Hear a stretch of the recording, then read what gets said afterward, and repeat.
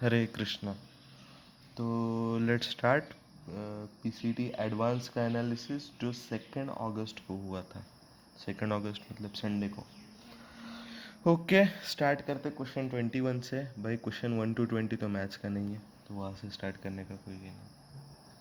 Question 21 में f x का 3 अलग अलग डेफिनेशन है। एक्स लेस देन 0 के लिए अलग है, एक्स इक्वल टू 0 के लिए अलग है, एक्स ग्रेटर देन 0 के लिए अलग है। वैसे जी एक्स का 3 अलग अलग डेफिनेशन है। एक्स लेस देन 1 के लिए अलग है, 1 to 2 के लिए अलग है, और 2 to इन्फिनिटी के लिए अलग है। ठीक है, लेट्स सी। एक एक करके सी। ऑफ कोर्स ये more than one correct option type है, तो we will have to check all the options. We will see one by one. First option check करते हैं हम लोग इसका। मैं पूरा फंक्शन नहीं लिखूंगा, hope you have question paper with you. First option में उसने पूछा है limit x tends to zero from negative side g of f of x पूछा है। अभी ध्यान दो, सबसे पहले हमें ये समझना है कि जी ऑफ एफ ऑफ एक्स कर रहा है ना, तो पहले जी अप्लाई कर रहे हैं या पहले एफ अप्लाई कर रहे हैं। देखो दिखने में तो लग रहा है कि पहले जी है बाद में एफ, ऐसा नहीं होता है।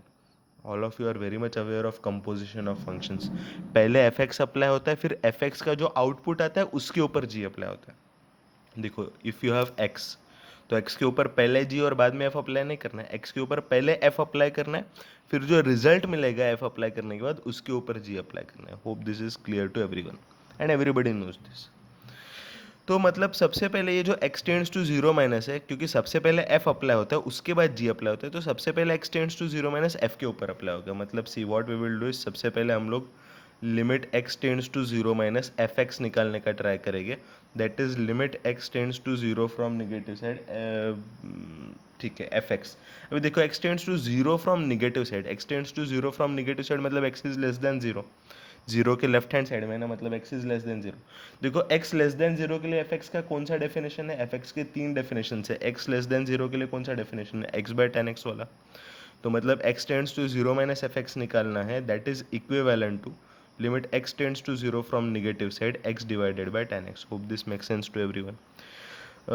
Well sir, x tends to zero, x by ten x मतलब 1/10x/x, मतलब ये हुआ limit x tends to zero from negative side 1/10x/x। 10x/x का तो limit x tends to zero standard limit है, तो एक्स टेंड्स टू जीरो पे 10x/x का वैल्यू 1 आता है।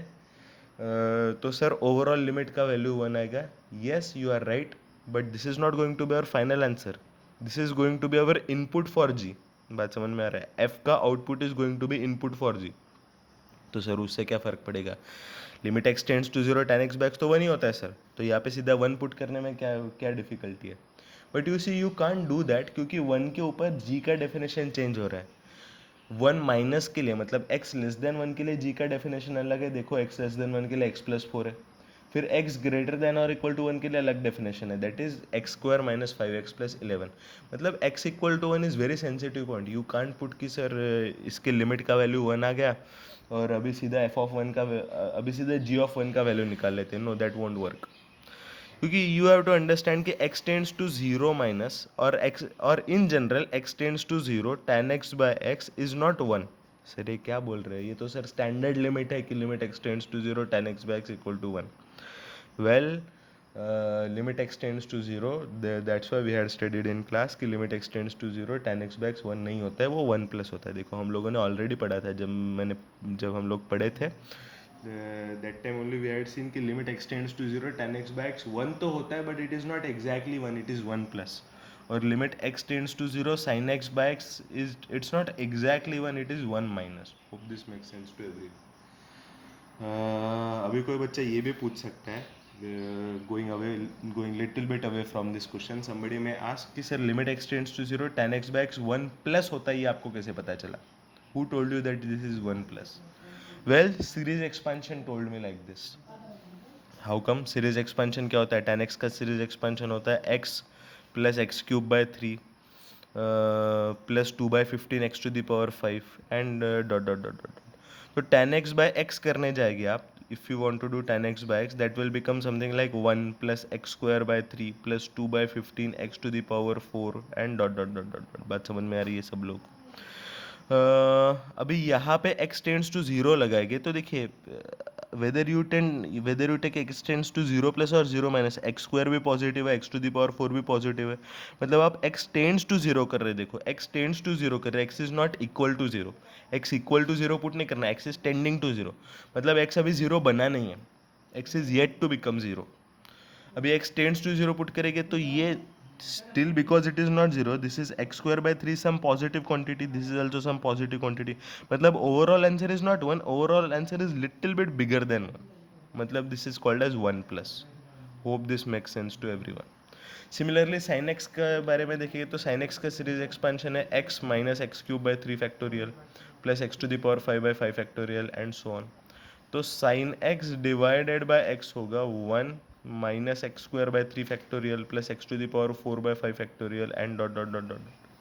अभी इसका एक्स टेंड्स टू जीरो मैं लगाने जाऊँगा, if I want to find limit x tends to 0 sin x by x that will be equal to अभी देखिए यहाँ पे भी limit x tends to zero लगाना है मुझे, तो ये वन सर ये तो बहुत परेशानी वाला काम है। One thing you have to understand कि x tends to zero plus हो या जीरो माइनस हो, x square x to the power four all are going to be positive quantities. लेकिन सर यहाँ पे समस्या है कि वन में से पॉजिटिव क्वांटिटी घटाई, फिर दूसरी पॉजिटिव क्वांटिटी ऐड की, फिर minus x to the power six by six factorial minus तो ये नहीं x to the power six, हाँ correct, minus x to the power six by seven factorial, तो उसमें फिर से पॉजिटिव क्वांटिटी सब्सट्रैक्ट होगी, मतलब alternately positive quantity add subtract हो रही है। तो इफेक्टिवली पॉजिटिव क्वांटिटी देखो, कोई निगेटिव नंबर भी ऐड कर रहे हो, पॉजिटिव नंबर भी ऐड कर रहे हो, तो you can not for sure से कि ओवरऑल नंबर पॉजिटिव होगा या निगेटिव होगा। से माइनस वन प्लस फाइव कर रहे हैं पॉजिटिव होगा, माइनस फाइव प्लस वन कर रहे हैं निगेटिव होगा, मतलब निगेटिव प्लस पॉजिटिव पॉजिटिव होता है या निगेटिव होता है बोल नहीं सकते। तो सर फिर कैसे करेंगे, ये वन माइनस है आपने कैसे बोल दिया था, आपने सर बोला था कि ये वन माइनस है, very simple to understand. See ये है one minus x square by three factorial plus x to the power four by five factorial dot dot dot, इसको मैं लिख सकता हूँ equal to one minus x square common लेकर के one by three factorial, देखो माइनस एक्स स्क्वायर कॉमन ले रहे हो तो यहाँ पे निगेटिव साइन आएगा, क्योंकि निगेटिव का निगेटिव पॉजिटिव बनेगा, तो आएगा minus x square by five factorial plus something like x to the power four by I guess seven factorial, three five के बाद seven dot dot dot dot dot ऐसे चलते रहेगा। Sir what you are trying to prove, now you try to understand, you just focus on this particular quantity। आपको x tends to zero कराना है ना, we are ultimately talking about x tends to zero, x tends to zero पे देखो ये वाली quantity almost zero बन रही है, ये वाली quantities this quantities are almost zero, मतलब देखो one by three factorial is one by six, अभी वन बाय सिक्स में से जीरो ऐड करो सब्सट्रैक्ट करो, जीरो से हल्का सा बड़ा क्वांटिटी सब्सट्रैक्ट करो या हल्का सा छोटा सा क्वांटिटी सब्सट्रैक्ट करो, कोई फर्क नहीं पड़ेगा, मतलब इफेक्टिवली ये वाला जो क्वांटिटी है ना, ये वाला quantity effectively works like one by six. Does it make sense to everyone? So this particular bracket behaves like one by six. अभी देखो one by six into zero, अभी यहाँ पे एक्स टेंड्स टू जीरो में देखेंगे तो zero plus है, ये जीरो प्लस लो या जीरो माइनस लो, स्क्वायर तो पॉजिटिव ही होगा, मतलब कोई पॉजिटिव क्वांटिटी को आप वन बाय सिक्स से मल्टीप्लाई करना चाहते हैं, पॉजिटिव क्वांटिटी को वन बाय सिक्स से मल्टीप्लाई करोगे तो पॉजिटिव क्वांटिटी होगी, वन में से कोई पॉजिटिव क्वांटिटी सब्सट्रैक्ट करोगे तो इफेक्टिव नंबर वन से छोटा आएगा, मतलब वो आएगा वन माइनस, वन माइनस मतलब वन से छोटा, ऐसे नहीं कि निगेटिव वन है। होपफुली वन से hopefully this thing make sense to everyone कि वन से थोड़ा छोटा है मतलब वो वन माइनस है। वन माइनस का मतलब है कि वन से थोड़ा छोटा है, वन माइनस को निगेटिव वन से कभी कंपेयर करना नहीं है। ओके, तो anyway that was not the part of our question, but in case somebody had a doubt कि x tends to zero tan x by x one plus कैसे होता है और x tends to zero sin x by x one minus कैसे होता है, सो I have explain कि कैसे वो वन प्लस और वन माइनस आता है, बिकॉज ये दो कंसेप्ट के बेसिस पर ही हमारा ये क्वेश्चन मेनली बनने वाला है। ओके, तो limit x tends to zero minus हो या जीरो प्लस हो, tan x by x तो वन प्लस है, देखो ये हमने ऑलरेडी पढ़ लिया, तो ये हुआ वन बाय वन प्लस। अभी ये बात समझने का कोशिश कीजिए कि वन प्लस मतलब क्या, कोई नंबर वन से बड़ा है, one by some quantity which is greater than one, तो what will be the effective answer, effective answer will be one minus. बात समझ में आ रही है क्या? मैं यहाँ पे इसको फिर से लिख रहा हूँ, ये हुआ limit x tends to zero minus f x equal to हुआ limit x tends to zero minus one upon tan x by x, मतलब ये इफेक्टिवली हुआ लिमिट एक और rather you can say one by one plus, क्योंकि x tends to zero minus tan x by x है one, है one plus, तो ये हुआ वन बाय वन प्लस। अभी वन बाय वन प्लस मतलब देखिए, वन प्लस मतलब क्या है, some quantity which is greater than one, one upon some quantity which is greater than one. मतलब देखिए आप इमेजिन कीजिए, वन को ऐसे नंबर से डिवाइड कर रहे हैं जो वन से बड़ा है, तो इफेक्टिव क्वांटिटी वन से छोटा आ जाएगा, मतलब this will be effectively one minus. Hope this makes sense to everyone. तो limit x tends to zero minus f x has become equal to one minus. But you were not asked limit x tends to 0 minus fx. You were asked limit x tends to 0 minus g of fx.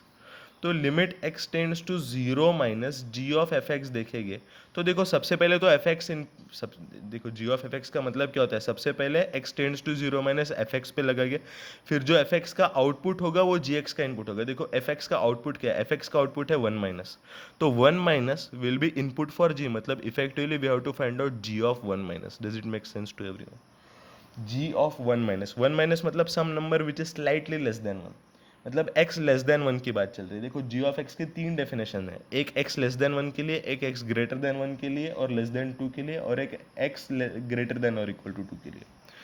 One minus मतलब कौन सा definition लगेगा, x less than one वाला, मतलब ये आ जाएगा equal to g of x is x plus four at x equal to one. Hope this makes sense to everyone. ये x प्लस फोर वाला डेफिनेशन क्यों लिया, क्योंकि वन माइनस का मतलब है x is less than one, और x less than one के लिए x प्लस फोर वाला डेफिनेशन अप्लाई किया गया। ठीक है, तो x प्लस फोर अप्लाई करना है, x equal to one put कर दो तो ये आ जाएगा 5। That's it, this was our required answer. बात समझ में आ रहा है बच्चे लोगों को? अभी सेकंड ऑप्शन भी चेक कर सकते हैं। सेकंड ऑप्शन में देखिए क्या बोल रहा है वो, limit x tends to zero minus g of f x, limit x tends to zero minus g of f x निकालना है। तो anyway f x is input, मतलब देखिए g ऑफ एफ एक्स में एफ एक्स, सबसे पहले f x का x का इनपुट एफ एक्स में जाता है, फिर एफ एक्स का आउटपुट जी एक्स के लिए इनपुट, g के लिए इनपुट बनता है। तो सबसे पहले हमें फाइंड आउट करना पड़ेगा limit x tends to zero minus f x, क्योंकि सबसे पहले f अप्लाई होता है, f के बाद g अप्लाई होता है। Again x tends to zero minus f x तो हम ऑलरेडी निकाल चुके हैं। अरे why we are finding option B, अरे फर्स्ट ऑप्शन और सेकंड ऑप्शन तो सेम ही है ना। फर्स्ट ऑप्शन में भी limit x tends to zero minus g of f x था, सेकंड ऑप्शन में भी limit x tends to zero minus g of f x ही है। तो अगर limit x tends to zero minus g of f x का value 5 है तो वो 7 तो कभी हो ही नहीं सकता, मतलब बी ऑप्शन चेक करने के लिए it doesn't make any sense. That's great, let's go to option C. Limit x tends to zero from positive side g of f of x निकालना है। Okay, well again same thing कि सबसे पहले f apply होता है उसके बाद g apply होता है, मतलब we have to find out limit x tends to zero from positive side f of x। देखिए x tends to zero from positive side means x is greater than zero. x greater than zero के लिए कौन सा definition है, ln one plus two x by x वाला definition है। तो ये हो जाएगा limit x tends to zero from positive side ln of one plus two x divided by x. I will not write it x, I will write it divided by 2x into 2, और of course constant को limit के बाहर लेके जा सकते हैं। So that's what I have done. Sir but why you are doing like this? Well now I will put 2x equal to t। अच्छा 2x equal to t put करूँगा तो can I say this limit will be nothing but 2 times limit if x is tending to 0 from positive side, so 2x will also tend to 0 from positive side, मतलब effectively t will tend to 0 from positive side। ये हो जाएगा ln of one plus T divided by T. Sir good, but इसका तो standard limit sir पता है हमको, इसका ln one plus t by t का standard limit t tends to zero पे 1 होता है। Well you are right, but it matters whether it is 1 plus और 1 minus. Does it make sense to everyone? Sir ये कैसे पता करें, हम लोग तो इतने ही याद रखते हैं sir. See that's how we remember. Limit x tends to zero sine x by x 1 याद करते हैं, वो तो हम लोगों ने जब पढ़ा था तब x tends to zero sine x by x को 1 माइनस और x tends to zero tan x by x को 1 प्लस देखा था। लेकिन x tends to zero ln one plus x by x 1 plus होता है या 1 माइनस होता है ये तो हमने देखा नहीं था। Sir does it even matter कि वो 1 प्लस है या 1 माइनस है? हाँ जी बहुत मैटर करेगा, क्योंकि एफ एक्स का जो आंसर है that is not going to be our final answer. See f x का आंसर अगर 1 प्लस रहा तो ओवरऑल आंसर 2 से मल्टीप्लाई करने के बाद 2 प्लस रहेगा। बात समझ में आ रहा है? और एफ एक्स और इसका आंसर अगर 1 माइनस रहा तो ओवरऑल आंसर 2 माइनस रहेगा।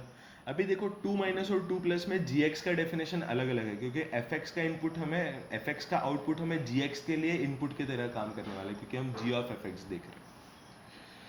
2 माइनस के लिए जी का डेफिनेशन अलग है, 2 प्लस के लिए भी जी का डेफिनेशन अलग है। Hope this makes sense to everyone. That means ये 1 प्लस है या 1 माइनस है, दिस मैटर्स, क्योंकि 2 प्लस और 2 माइनस के लिए जी का definition are different. So that is fine, but how do we understand कि ये 1 प्लस है या 1 माइनस है? वेल अगेन सेम थिंग, जैसे tan में हमको सीरीज एक्सपेंशन ने मदद किया था, ln में भी सीरीज एक्सपेंशन ही मदद करेगा।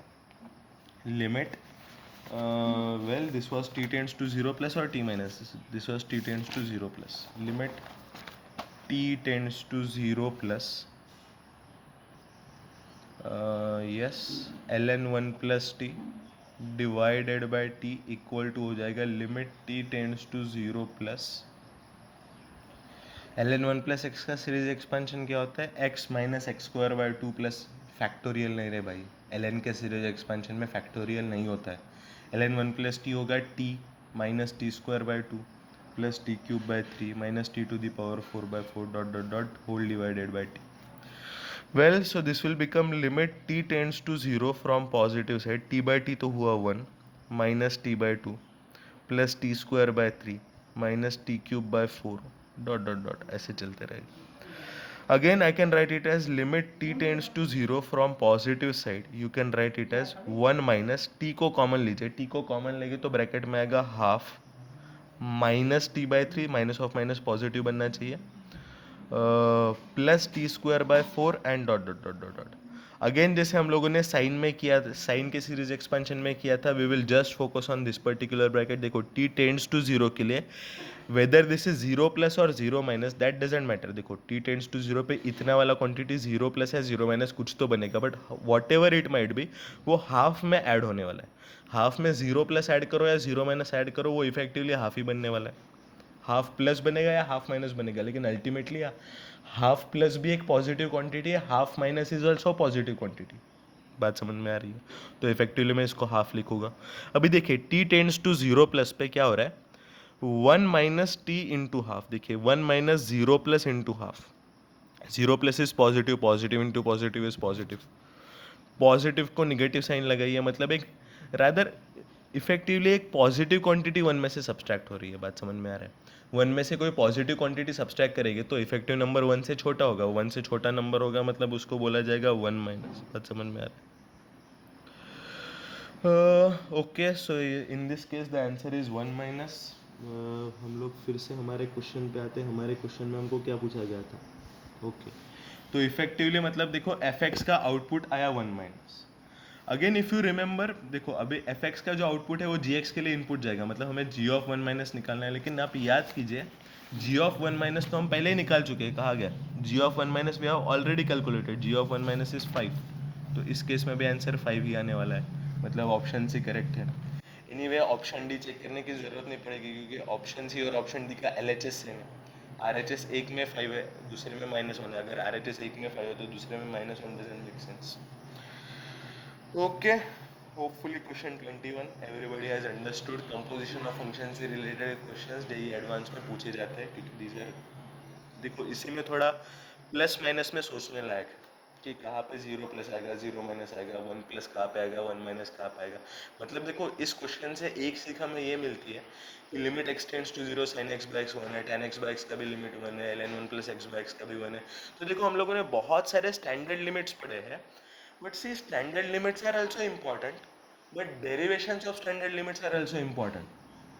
Please listen carefully. लिमिट्स का वैल्यूज आर ऑल्सो इंपॉर्टेंट। इस क्वेश्चन पर से हम लोगों ने सीखा कि और लिमिट्स का वैल्यूज भी इंपॉर्टेंट है, और लिमिट्स का वैल्यू कैसे आता है उसका डेरिवेशन भी इंपॉर्टेंट है। क्योंकि देखो हम लिमिट का वैल्यू 1 है या 0 है या 5 है या ई है, ये सब कुछ हम लोग याद रखते हैं, लेकिन कोई कोई क्वेश्चंस में the data is very sensitive. अगर लिमिट का वैल्यू 1 प्लस हुआ, जैसे इस क्वेश्चन में लिमिट का वैल्यू 1 प्लस हुआ तो answer would be different, limit का वैल्यू 1 माइनस हुआ तो final answer would be different. So that's why we should understand how to derive them also, and usually series expansion helps us in this. Hopefully ये बात सब लोगों को समझ में आ रहा है। ठीक है, तो ये क्वेश्चन 21 होगा। क्वेश्चन 22 पे आते हैं। क्वेश्चन 22 में बोल रहा है select the correct statements. Of course we will have to check all the 4 statements. First option is limit x tends to 0, 1/x² minus 1/sin²x, इसका वैल्यू निकालना है और चेक करना है कि वो -1/3 आ रहा है या नहीं। Well I will write it as limit x tends to 0, sin²x, ये sin x का शॉर्ट फॉर्म लिखा है मैंने, sin²x minus x² divided by x² sin²x, मैंने क्रॉस मल्टीप्लाई कर दिया। सर ये तो हमने भी किया था, लेकिन इसके आगे क्या करना है समझ में नहीं आ रहा है। अरे भाई बड़ा आसान है, लिमिट x टेंड्स टू 0 आप लिखेंगे sin²x minus x² by x⁴। Sir printing mistake, sir x² लिखा था, आप x⁴ कैसे लिखे, थोड़ा वेट करो। इसको मैं लिखता हूँ sin²x बाय x²। देखो x² से मल्टीप्लाई भी किया, डिवाइड भी किया, चलेगा? सर ये तो चलेगा, लेकिन इससे फ़ायदा क्या होगा?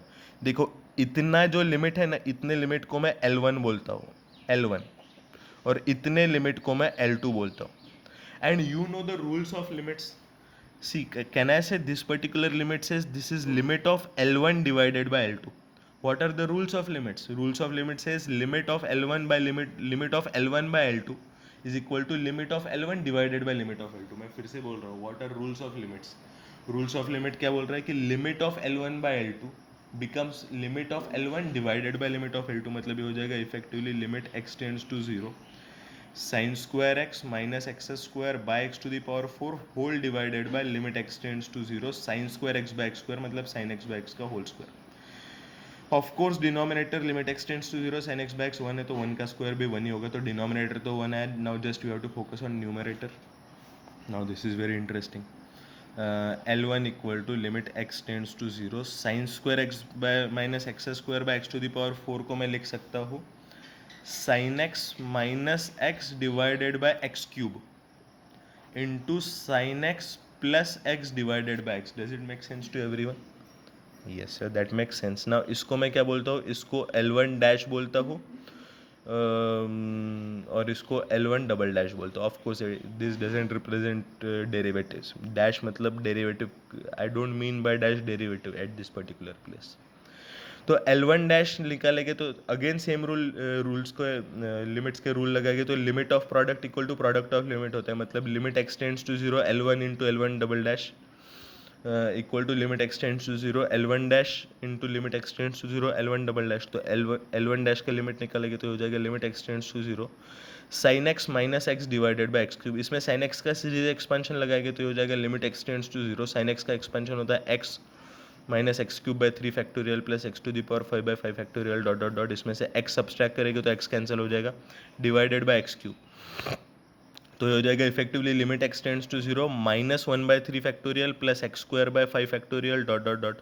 अभी देखिए ये तो सारे क्वांटिटीज आगे जीरो होने वाले, बस बचा -1/3 फैक्टोरियल, मतलब ये इफेक्टिवली हो गया -1/6। तो L1 डैश का वैल्यू आया -1/6। Does it make sense to everyone?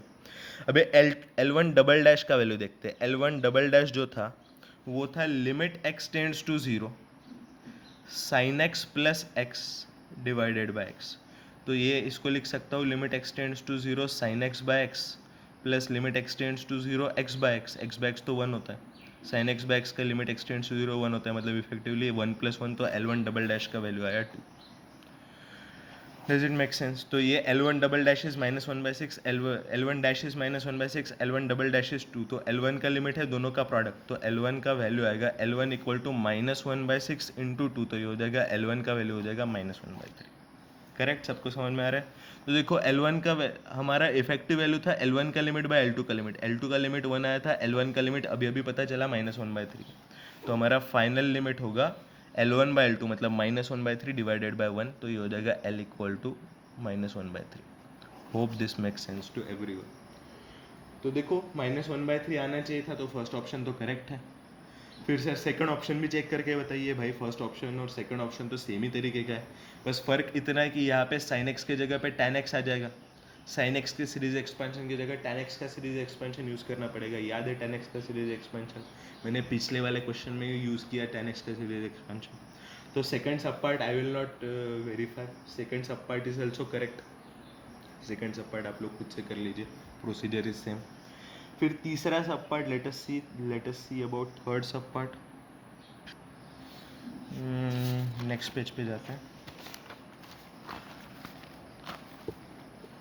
Third sub part में he is asking us limit x tends to minus infinity. See this is really interesting.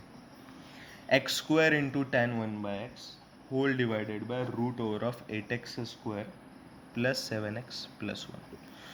Well we will write it as x square में से मैं x common लेता हूँ तो ये हो जाएगा limit x tends to minus infinity x divided by root over of 8x square plus 7x plus 1, इसको एक लिमिट मानता हूँ और into x tan 1 by x को अलग लिमिट मानता हूँ. सर इससे कोई फ़ायदा होगा? जी बिल्कुल फ़ायदा होगा. इतने लिमिट को मैं L1 बोलता हूँ, इतने लिमिट को L2 बोलता हूँ. L1 और L2 का वैल्यू अलग अलग निकालूंगा. तो वेल L1 इक्वल टू है limit x tends to zero, नहीं भाई, x tends to minus infinity, x divided by root over of 8x square plus 7x plus 1. Sir मैं समझ गया आप क्या बोलने वाले हैं कि इसमें से सर एक्स स्क्वायर कॉमन ले लेंगे आप, फिर एक्स स्क्वायर कॉमन लेकर के root x square equal to x बाहर निकलेगा, फिर आगे बढ़ लेंगे. Well this is where the trap is. This is the trap. Root over of x square को आप एक्स स्क्वायर जब कॉमन ला रहे तब रूट एक्स स्क्वायर बाहर आएगा. See again I am telling कि आप क्या करने वाले, इसमें से एक्स स्क्वायर कॉमन लेंगे तो देखो root over of x square बाहर आ करके आप ये बोल रहे कि वो एक्स बनेगा, but this is 100% wrong. Not even 1% is right. This is 100% wrong. Root over of x square x नहीं होता है. You remember we had studied square root of a number, जहाँ पे भी रूट का सिंबल लगता है square root of a number is always positive. जहाँ पे भी स्क्वायर रूट का साइन लग गया है वो नंबर पॉजिटिव होता है. मतलब रूट एक्स स्क्वायर एक्स नहीं होगा. सी अगर मैं स्क्वायर रूट ऑफ -2 का स्क्वायर इक्वल टू -2 बोलता हूँ तो that is a contradiction, because square root of a number can never be negative. Root का साइन लगने से ही नंबर पॉजिटिव बनता है. What does it mean? That means root over of x square is not x. Root over of x square is mod x. ये हम लोगों ने 11th में भी पढ़ा था. बात समझ में आ रहा है बच्चों? तो अब जब रूट एक्स स्क्वायर निकल रहे तो वो मॉड एक्स के तरीके बाहर निकलेगा.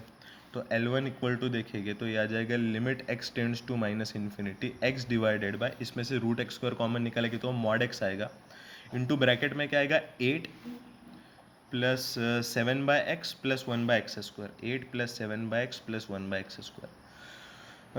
वेल अभी ये देखिए कि एक्स मॉड एक्स का तो 3 डेफिनेशंस होता है. Mod x is x when x is positive. Mod x is yes mod x is 3 definition नहीं rather 2 definition. Mod x is x when x is greater than और equal to 0. Mod x is minus x when x is negative. See x is tending to minus infinity. X अगर minus infinity की तरफ जा रहा है मतलब x एक negative number है. कोई एक निगेटिव नंबर ही माइनस इन्फिनिटी की तरफ अप्रोच कर सकता है. मतलब मॉड एक्स में कौन सा डेफिनेशन लगेगा, mod x equal to minus x when x is negative. तो एक्स नेगेटिव है इसलिए मॉड एक्स का डेफिनेशन माइनस एक्स हो जाएगा. एक्स एक्स कैंसिल करो तो ये हो जाएगा equal to limit x tends to minus infinity -1 upon square root of 8 plus 7 by x plus 1 by x square. Again x tends to infinity पे ये जीरो होगा, ये जीरो होगा, और x tends to minus infinity पे ये दोनों zero हो गए. तो आंसर आएगा -1 बाय रूट 8. मतलब ये आ जाएगा -1 by 2 root. Does it make sense to everyone? ये तो बस L1 का वैल्यू है, L2 का भी वैल्यू निकालना है. L2 हो जाएगा limit x tends to minus infinity x tan 1 by x. इसको मैं ऐसे भी लिख सकता हूँ, I can write it as limit x tends to minus infinity tan 1 by x upon 1 by x. Correct sir? ऐसे तो लिख सकते हैं लेकिन फ़ायदा क्या होगा? 1 बाय x को टी पुट कर दीजिए ना. अगर आप 1 बाय x को टी पुट करेंगे तो L2 विल चेंज टू, देखो if x is tending to minus infinity 1 by x will tend to what? 1 by x will tend to 0, but from which side? Positive side or negative side? It will tend to 0 from negative side. क्योंकि देखो 1 by minus infinity है ना, minus infinity is negative number, positive by negative becomes a negative number. तो 1 bye minus infinity zero तो होगा, but because it is positive by negative it will be a negative number. मतलब x will tend to 0 from negative side. Well tan 1 by x is t, not x, it is t. Limit t tends to 0 from negative side, tan t by t हो जाएगा वो. Whether t tends to 0 from positive side or negative side, tan t by t का limit तो 1 ही होता है. बात समझ में आ रहा है? तो L2 इक्वल टू 1 हो गया. करेक्ट? समझ में आ रहा है सब लोग को? सर L1 निकाल लिया, L2 निकाल लिया, हमको क्या चाहिए था? हमारा आंसर था L1 इंटू L2. याद कीजिए, this was our answer, L1 into L2. तो हमारा जो फाइनल लिमिट है that will be L1 into L2. मतलब फाइनल आंसर आ जाएगा -1 बाय 2 रूट 2. लेकिन यहाँ पे तो ऑप्शन में 1 बाय 2 रूट 2 दिया है, मतलब option C is certainly wrong. बात समझ में आ रहा है बच्चे लोगों को? So this is how it is. देखो मतलब अगर किसी ने root x square equal to x लिखा है तो उस एक ही रीज़न की वजह से वो ये ऑप्शन में गड़बड़ कर बैठेगा. बात समझ में आ रहा है बच्चों को? आगे बढ़ते हैं ऑप्शन डी. ऑप्शन डी में बोला है limit x tends to 0 sine inverse x minus tan inverse x whole divided by x cube. भाई अभी इसमें ज़्यादा परेशान होने की ज़रूरत नहीं है, साइन इनवर्स x और टेन इनवर्स x का सीरीज एक्सपेंशन यूज़ कर लो, कि याद है सब लोगों को साइन इनवर्स x और टेन इनवर्स x का series expansion. Sine inverse x का एक्सपेंशन क्या होता है भाई? साइन इनवर्स x का एक्सपेंशन होता है x plus half of x cube by 3 plus 1/2 into 3/4 of x to the power 5/5 plus क्या होता है half 3/4 5/6 into x to the power 7 divided by 7 dot dot dot. End of course this will be applicable for mod x less than 1। Why it is applicable for mod x less than 1? क्योंकि mod x greater then 1 के लिए तो sign inverse x defined ही नहीं है, तो ये sign inverse x का series expansion है। फिर tan इनवर्स x के दो एक्सपेंशन होता है, याद होगा सब लोगों को। tan इनवर्स x के दो एक्सपेंशन क्या होते हैं? एक एक्सपेंशन होता है मॉड x लेस देन 1 के लिए। मॉड x लेस देन 1 के लिए सिंपल सा एक्सपेंशन होता है। क्या क्या एक्सपेंशन होता है मॉड x लेस देन 1 के लिए? x minus x cube by 3 plus x to the power 5/5 minus x to the power 7/7, ये होता है मॉड x लेस देन 1 के लिए। फिर दूसरा एक्सपेंशन होता है मॉड x ग्रेटर देन 1 के लिए। क्या होता है? वो होता है plus minus π/2 minus 1/x plus 1/3 x cube and dot dot dot. But this is not so much important expansion, ये एक्सपेंशन ज़्यादा इंपॉर्टेंट है। अभी यहाँ पे देखिए उसने पूछा है x tends to 0 sine inverse x, तो देखो साइन इनवर्स x का सीरीज एक्सपेंशन तो मैं लगा दूंगा। सो L इक्वल टू मतलब जो रिक्वायर्ड लिमिट है x tends to 0 sine inverse x का एक्सपेंशन लगा देता हूँ, वो हो जाएगा x plus half of x cube by 3 plus 1/2 into 3/4 of x to the power 5/5 and dot dot dot dot dot. Rather पूरा ब्रैकेट यहाँ पे कंप्लीट नहीं कर पाऊंगा। माइनस tan इनवर्स x का सीरीज एक्सपेंशन पूछा है, तो देखो tan, सर कोई पूछ सकता है सर पहला वाला एक्सपेंशन लगा या दूसरा वाला? भाई बात समझने की कोशिश करो। x tends to 0, whether x is tending to 0 from positive side और निगेटिव साइड, x 0 के काफ़ी करीब है, मतलब उसका मॉड तो 1 से छोटा ही होगा। मतलब मॉड x लेस देन 1 वाले सिंपल सा डेफिनेशन अप्लाई करना है, that is x minus x cube by 3 plus x to the power 5/5 dot dot dot dot dot. Whole divided by क्या दिया था? Whole divided by x cube दिया था। अभी देखिए एक्स एक्स कैंसिल हो रहा है, इसमें है एक्स क्यूब बाय 6 और इसमें है प्लस एक्स क्यूब बाय 3, मतलब ये हुआ 1/6 प्लस 1/3। 1/6 प्लस 1/3 मतलब क्या होगा?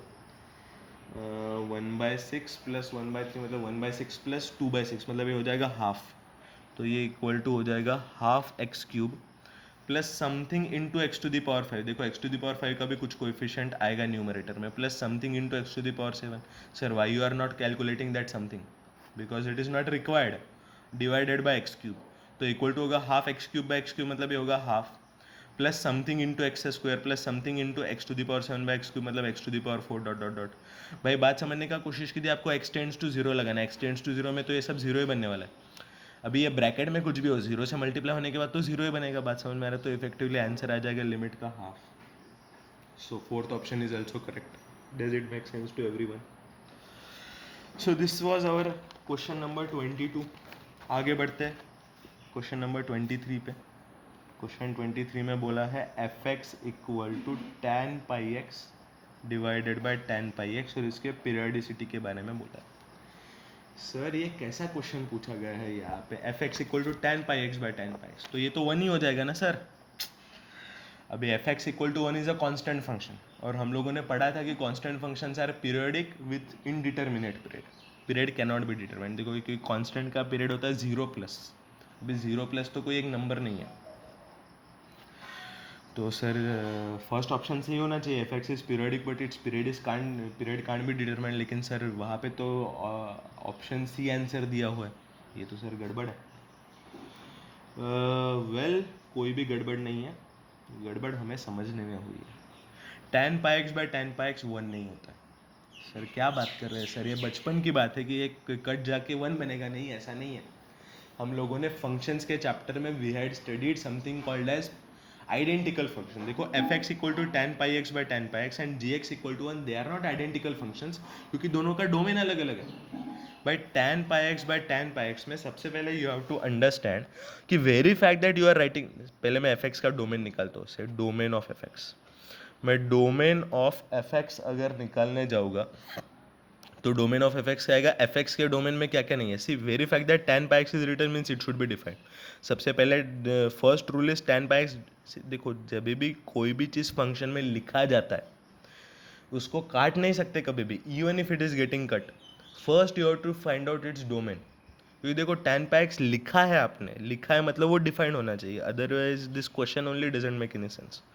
tan pi x should be defined. tan pi x should be defined मतलब देखो tan कब अनडिफाइंड होता है, व्हेन अंदर वाला quantity is odd multiple of pi/2, मतलब pi x should not be equal to 2n+1 pi/2।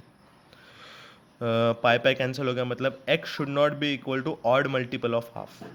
Odd multiple of half मतलब क्या, x should not be equal to half, 3/2, minus half, minus 3/2 and so on. x के ये values नहीं चलेगी, x के ये value के लिए ओवरऑल फंक्शन अनडिफाइंड हो जाता है, मतलब वो पॉइंट डोमेन में ही नहीं रहेगा। सर व्हाट एल्स, tan देखो tan डिफाइंड होना चाहिए, वो तो हो गया। Another thing is denominator should not become zero, denominator zero हुआ तो भी ओवरऑल क्वांटिटी अनडिफाइंड हो जाता है, मतलब tan pi x should not become zero. tan theta कब जीरो होता है, जब थीटा n पाई होता है, मतलब tan pi x रादर मतलब theta that is pi x should not be equal to n pi, मतलब x should not become n, मतलब x should never become integer, मतलब x is not equal to 1 2 3 0 -1 -2 and dot dot dot. मतलब देखो x क्या क्या नहीं चलेगा, ये भी नहीं चलेगा, ये भी नहीं चलेगा, मतलब x is not equal to, देखो सबको मिला जुला करके, जीरो नहीं चलेगा, जीरो के बाद हाफ नहीं चलेगा, हाफ के बाद 1 नहीं चलेगा, 1 के बाद 3/2 नहीं चलेगा, के बाद 2 नहीं चलेगा, जीरो के पहले माइनस हाफ भी नहीं चलेगा, माइनस हाफ के पहले -1 भी नहीं चलेगा एंड डॉट डॉट डॉट। मतलब देखिए हर आधे आधे इंटरवल पे जो नंबर है ना, जीरो के बाद हाफ के बाद 1 के बाद 3/2, ये सब नंबर्स डोमेन में नहीं। मतलब मैं f x equal to tan pi x by tan pi x का अगर डोमेन, अगर उसका ग्राफ निकालने दो, तो कहने से एफ एक्स इक्वल टू तो 1 होगा, लेकिन नॉट ऑलवेज। जब ये वाले पॉइंट्स रहेंगे ना, तब वो डोमेन, ये वाले पॉइंट्स डोमेन में नहीं है, मतलब उस पॉइंट पे फंक्शन अनडिफाइंड हो जाएगा। मतलब देखो एफ एक्स 1 तो रहेगा, लेकिन ग्राफ बड़ा सुंदर बनने वाला। देखो x इक्वल टू 0 डोमेन में नहीं है, मतलब ये पॉइंट डोमेन में से हट गया। फिर उसके बाद एफ एक्स का वैल्यू 1 बनेगा, कहाँ तक बनेगा, हाफ तक बनेगा, क्योंकि देखो x इक्वल टू हाफ भी फंक्शन अनडिफाइंड है। फिर x इक्वल टू 1 पे फिर से अनडिफाइंड है, फिर x इक्वल टू 3/2 पे अनडिफाइंड है, मतलब हर हाफ इंटरवल के बाद फंक्शन अनडिफाइंड हो रहा है। Now, what does it mean by period of a function? Period of a function means the interval after which the graph repeats itself. देखो यहाँ पे आप यू कैन नॉट से कि this is a constant function, क्योंकि ये function हर जगह पे डिफाइंड नहीं है। If you see after how much interval graph repeat itself, तो हर आधे इंटरवल, हर हाफ इंटरवल के बाद ग्राफ खुद को रिपीट कर रहा है, मतलब half is the fundamental period of a function. Hope this makes sense to everyone. तो फर्स्ट ऑप्शन बोल रहा है F x is a period but period can be determine, तो ये तो गलत बात है, पीरियड हमने डिटरमाइन कर लिया। सेकंड ऑप्शन बोला f x is periodic and period is an HL number, no it's wrong. Third option is f x is periodic and period is not an HL number, yes that's correct, क्योंकि उसका period half आ रहा है sir, लेकिन ये multi correct है। Fourth option भी check करना पड़ेगा, सर्टेनली चेक करना पड़ेगा। Period of f x is same as that of g x equal to sine pi x by sine pi x. ठीक है, अगेन ये तो 1 होगा, बट आपको अभी समझ में ही आ गया होगा कि इसका डोमेन भी निकालना पड़ेगा।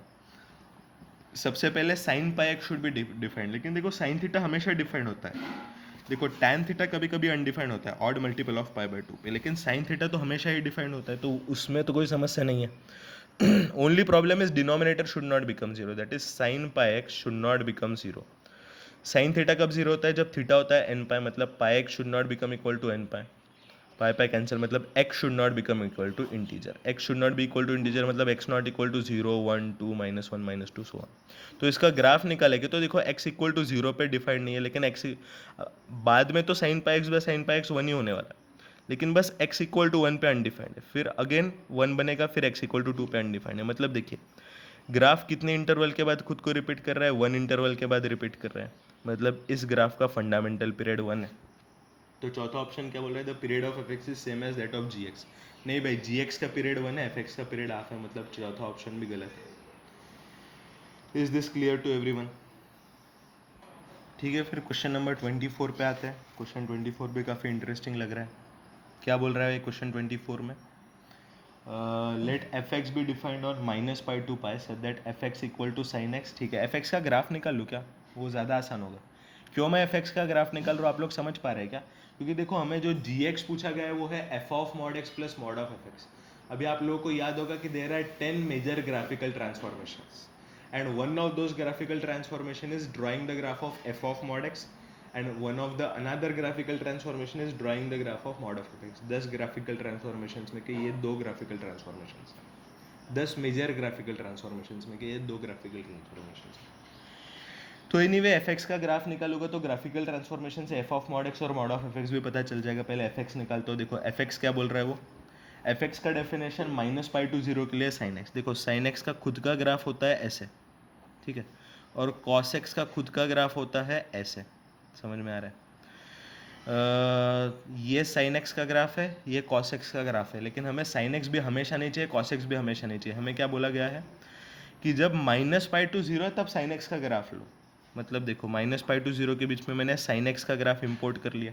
फिर वो क्या बोल रहा है, 0 to π के बीच में cos x का ग्राफ इंपोर्ट करो। 0 to π के बीच में cos x का ग्राफ इंपोर्ट करने के लिए बोल रहा है। देखो 0 to π के बीच में cos x का ग्राफ इंपोर्ट करिए। अभी 0 कहाँ पे इंक्लूडेड था? देखो 0 sin x वाले डेफिनेशन में इंक्लूडेड था, cos x वाले डेफिनेशन में एक्सक्लूडेड था। क्वेश्चन में ऐसे दिया हुआ है। So this is how our graph of f x looks like. मैं नेक्स्ट पेज पे जाता हूँ, ये एफ एक्स का ग्राफ फिर से निकालूंगा। एफ एक्स का ग्राफ हम लोगों ने निकाला था, ऐसे निकला था। देखो ये है -π, ये है 0, 0 इस डेफिनेशन में इंक्लूडेड है, इस वाले डेफिनेशन में 0 एक्सक्लूडेड था क्वेश्चन के हिसाब से, और ये वाला है π। So this is how our f x looks like. Now अभी हम देखेंगे तो हमें एफ ऑफ मॉड एक्स पूछा है। देखो एफ ऑफ मॉड एक्स का ग्राफिकल ट्रांसफॉर्मेशन क्या बोलता है? एफ ऑफ मॉड एक्स का ग्राफिकल ट्रांसफॉर्मेशन बोलता है कि एक्स पॉजिटिव में जो भी ग्राफ है ना उसको एज इट इज रहने देते हैं एफ ऑफ मॉड एक्स के ग्राफ में, और जो x निगेटिव होता है ना उसमें x पॉजिटिव वाला ही ग्राफ को इंपोर्ट करके रिफ्लेक्शन लेके लिया जाता है। देखो x निगेटिव में जो ग्राफ है 0 to -π में उसको देखा भी नहीं जाएगा, जो 0 to π में है वही 0 to -π में इंपोर्ट होगा with reflection in y axis. This is what f of mod x का ग्राफिकल ट्रांसफॉर्मेशन बताता है हम लोग को। मतलब ये -π to 0 में ऐसा वाला ग्राफ बन जाएगा। बात समझ में आ रहा है सब लोग को? तो देखो f ऑफ मॉड x का ग्राफ कुछ ऐसे बन गया, ठीक है। नाउ कैन आई से इसको मैं एल्जेब्रिकली लिखने जाऊँ तो f of x equal to I can write it is sine x, no it's cos x. F x is nothing but cos x from 0 to π, ठीक है। एंड वेल एक minute, just a minute. हाँ देखो यहाँ पे हमारा एक चीज़ छूट गया। x इक्वल टू 0 के लिए कौन सा डेफिनेशन था? x इक्वल टू 0 पे तो फंक्शन का वैल्यू 0 था, और मॉड ऑफ 0 0 ही होता है, मतलब x इक्वल टू 0 के लिए ये वाला पॉइंट रहेगा। बात समझ में आ रहा है? So this is the exact graph of f of mod x. तो एफ एक्स होगा cos x फ्रॉम 0 to π, फिर f of mod x equal to होगा 0 when x equal to 0। And देखो ये वाला फंक्शन cos x है, ये वाला कौन सा फंक्शन है? ये वाला फंक्शन कौन सा है? ये वाला फंक्शन भी तो cos x ही है ना। देखो cos x जो यहाँ पे दिख रहा है वही cos x यहाँ पे भी कंटिन्यू हो रहा है। मतलब ये cos x सिर्फ 0 to π नहीं होगा, ये होगा 0 to π भी cos x ही होगा, और -π to 0 भी cos x ही होगा। -π to 0 भी ये cos x ही बनेगा। बात समझ में आ रहा है भाई सब लोग को? ठीक है, तो ये हुआ एफ ऑफ मॉड एक्स। अभी एफ ऑफ मॉड एक्स नहीं चाहिए। Now next we want mod of f x. देखो एफ एक्स का तो ग्राफ है, mod of f x. Mod f x से मॉड ऑफ एफ एक्स का ग्राफिकल ट्रांसफॉर्मेशन कैसे करते हैं? What does the rule say? Rule says कि जहाँ जहाँ पे भी एफ एक्स पॉजिटिव है उसे एज इट इज लिख दो, जहाँ जहाँ पे भी एफ एक्स निगेटिव है उसका रिफ्लेक्शन इन एक्स एक्सिस लो। उसका रिफ्लेक्शन इन एक्स एक्सिस लोगे तो कुछ ऐसे बनेगा। बात समझ में आ रहा है सब लोग को? और देखो जहाँ जहाँ पे भी एफ एक्स निगेटिव है वहाँ पे रिफ्लेक्शन इन एक्स एक्सिस लोगे तो ये वाला पोर्शन भी ऊपर चला जाएगा, तो ये वाला पोर्शन कुछ ऐसे बनेगा। Does it make sense to everyone?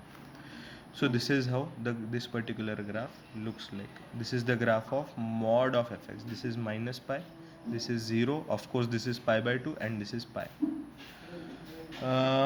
Well now what do we require? We require gx equal to f of mod x plus fx। देखो f of mod of fx को हमने ज्योमेट्रिकली रिप्रेजेंट किया है graphically, इसको अभी मुझे algebraically भी represent करना पड़ेगा। तो देखो मॉड ऑफ fx एल्जेब्रिकली क्या होगा? एल्जेब्रिकली कहने से इसका अलग अलग डेफिनेशन बनेगा। सबसे पहले -π to 0 के लिए मॉड ऑफ fx का डेफिनेशन साइन एक्स के डेफिनेशन के एग्जैक्ट नेगेटिव है, मतलब ये हो जाएगा -sin x। देखो पहले sin x ऐसा दिखा करता था, अभी ऐसे दिख रहा है, तो ये sin x नहीं है, ये उसका एग्जैक्ट sin x नहीं है, ये उसका एग्जैक्ट नेगेटिव है, मतलब ये हो जाएगा -sin x mod of fx from -π to 0। फिर 0 to π/2 के बीच में तो cos x ही है, 0 to π/2 के बीच में ये है cos x, बात समझ में आ रहा है। फिर π/2 to π के बीच में ऐसे आना था तो उसका ऊपर आ गया, मतलब ये हो जाएगा minus cos x between π/2 to π। Does it make sense to everyone? Well so effectively हमारा जो ओवरऑल इंटरवल है वो देखो -π to 0 यहाँ भी है, -π to 0 यहाँ पे भी है। हम नंबर लाइन -π to π के बीच में देखेंगे तो -π to 0 का एक इंटरवल है, फिर x = 0 पे अलग डेफिनेशन है, वो सेकंड इंटरवल हुआ, फिर 0 to π/2 तीसरा इंटरवल हुआ, π/2 to π चौथा इंटरवल हुआ। मतलब जो हमें gx बोला गया ना, gx = f of mod x plus mod of f x, तो इसका डेफिनेशन एक बार में नहीं आएगा, इसका डेफिनेशन 4 केसेस में आएगा। मैं केस 1 लेता हूँ। Case 1 when -π is less than और equal to x less than 0। तो देखो -π to 0 के लिए f ऑफ मॉड x था cos x और मॉड ऑफ एफ एक्स था -π to 0 के लिए माइनस साइन x। तो f of mod x plus mod of f x -π to 0 के लिए करेंगे तो हो जाएगा cos x plus minus sine x, मतलब gx इस केस में बनेगा cos x, थोड़ा ब्लर हो रहा है, हाँ, gx हो जाएगा cos x minus sine x। Does it make sense to everyone? फिर केस 2 होगा व्हाट इफ x = 0। देखो x = 0 के लिए f ऑफ मॉड x 0 है, x = 0 के लिए ये वाला डेफिनेशन अप्लीकेबल है। मतलब देखिए ये हो जाएगा x = 0 के लिए कौन सा, ये वाला डेफिनेशन, मतलब यहाँ पे दिख रहा है कि x = 0 के लिए ये वाला भी फंक्शन 0 बन रहा है। तो 0 यहाँ पे भी है और 0 सेकंड वाले ग्राफ में भी 0 यहाँ पे भी है, 0 यहाँ पे भी है, तो ये हो जाएगा gx = 0 फॉर x = 0। फिर case 3 what if 0 less than x less than और इक्वल टू π/2। देखो π/2 यहाँ पे भी इंक्लूडेड है, π/2 यहाँ पे भी इंक्लूडेड है। 0 less than x less than और इक्वल टू π/2, तो इसमें gx क्या बन रहा है? देखो 0 to π/2 में f ऑफ मॉड x का डेफिनेशन तो यही रहेगा, मतलब cos x बनेगा। फिर 0 to π/2 के लिए यहाँ पे भी cos x है, तो gx = cos x plus cos x, मतलब ये हो जाएगा 2 cos x।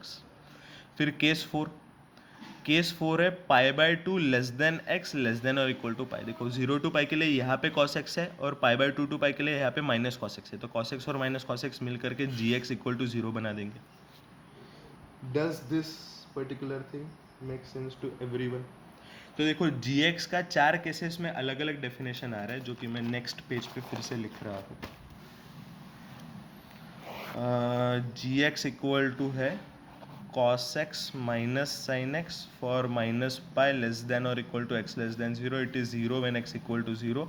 It was 2 cos x when x was between 0 to π/2, and when x was between π/2 to π it was 0 again. तो इसका ग्राफ निकाल लेते हैं। gx का ग्राफ कैसे निकलेगा? gx का graph is cos x minus sin x when -π to 0। अभी ये cos x minus sin x का ग्राफ कैसे निकाला जाए? भाई सिंपल सी बात है, मैं cos x minus sin x को लिख सकता हूँ √2 times 1/√2 cos x minus 1/√2 sin x। बात समझ में आ रही है सब लोगों को?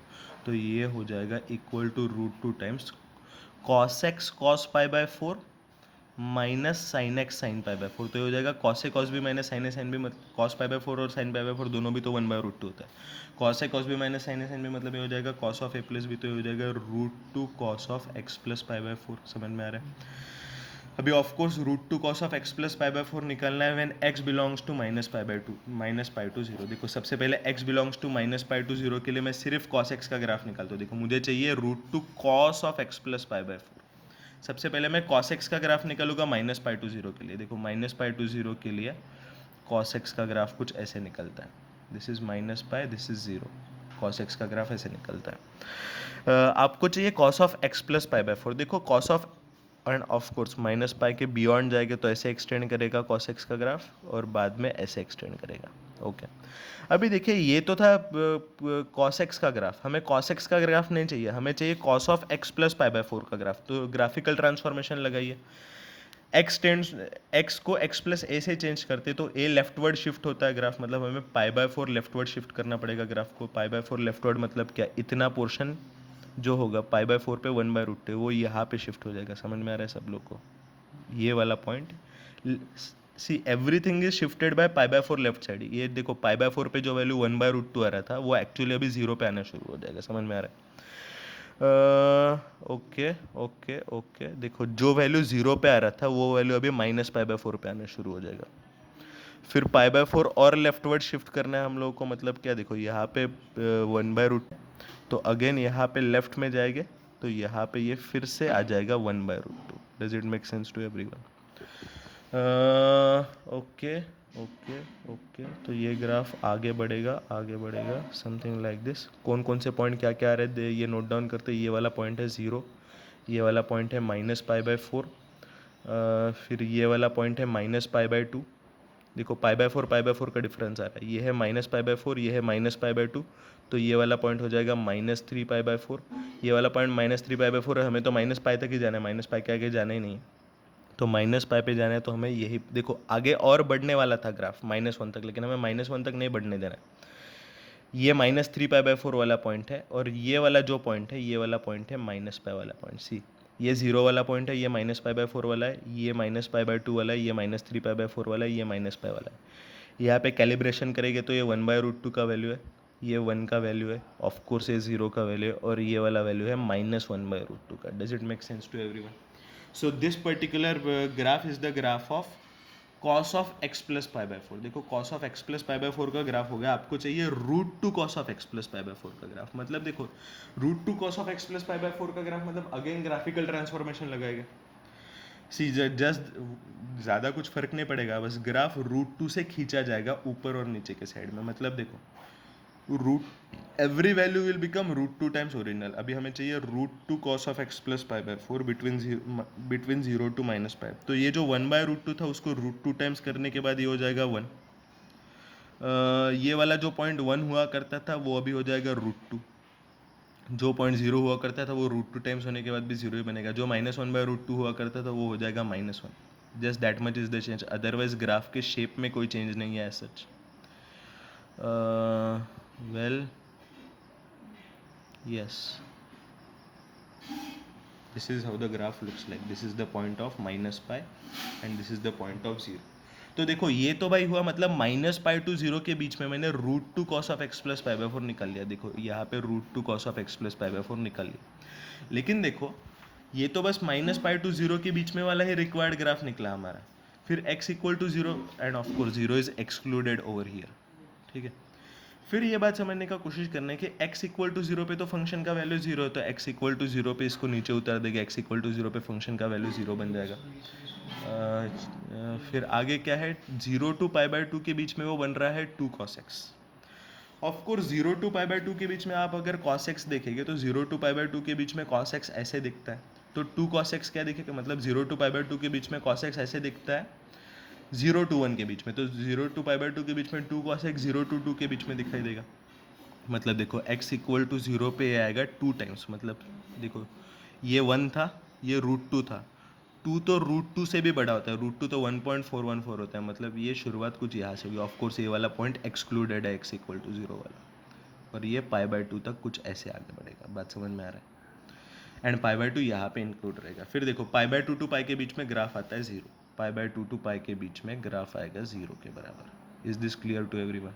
देखो, so this is how our graph of fx looks like. देखो fx का बड़ा fx नहीं रहा, gx का ग्राफ ऐसे दिख रहा है हमारा। देखो -π to 0 के बीच में ऐसा वाला ग्राफ है, फिर x = 0 के लिए फंक्शन का वैल्यू 0 है, फिर 0 to π/2 के बीच में ऐसा वाला ग्राफ है, ये है 0.2, और π/2 to π के बीच में, एंड π/2 to π के बीच में ऐसा वाला ग्राफ है। Does this make sense? Sir graph तो निकल गया, लेकिन हमें ग्राफ तो कहीं पे पूछा नहीं था ऑप्शन में, तो भाई ऑप्शन एक एक करके वेरीफाई कराओ कि कौन सा वाला ग्राफ आपका मैच कर रहा है। सबसे पहले बोल रहे हैं वो limit does not exist at x = 0। See that make sense, क्योंकि x = 0 पे फंक्शन का वैल्यू 0 है। फंक्शन का वैल्यू तो एनीवे लिमिट निकालना है ना, कंटिन्यूटी नहीं पूछा है, बस लिमिट पूछा है।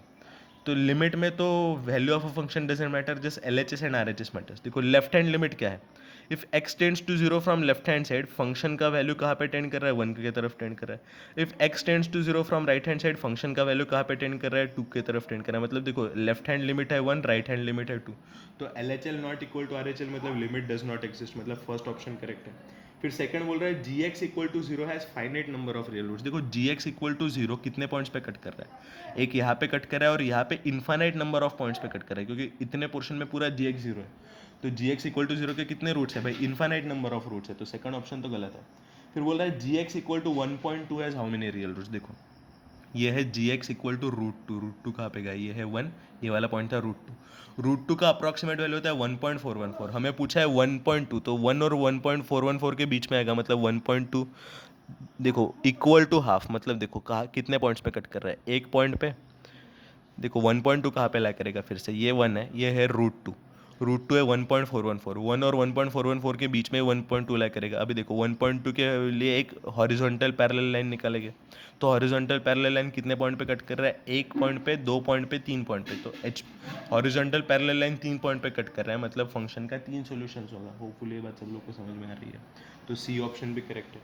फिर बोल क्या रहा है, g x equal to 0.2 has 2 real roots. तो सबसे पहले जी एक्स इक्वल टू 0.2 लाए कहाँ पे करेगा, देखो 0 और 1 के बीच में लाए करेगा, तो जी एक्स इक्वल टू 0.2 इन दोनों के बीच में यहाँ पे कहीं लाए करेगा। देखिए ग्राफ को कितने पॉइंट्स में इंटरसेक्ट कर रहा है, एक पॉइंट में। ये ग्राफ नहीं है रे भाई, ये वाई एक्सिस है, ये ग्राफ का पार्ट नहीं है, ये दूसरे पॉइंट पे। देखो 2 पॉइंट्स पे कट कर रहा है, काम हो गया, मतलब चारों ऑप्शन हमारे चेक हो गए। Does this particular question make sense to everyone? So this was question number 24. 24 हो गया। Now let's move to next question, that is 25.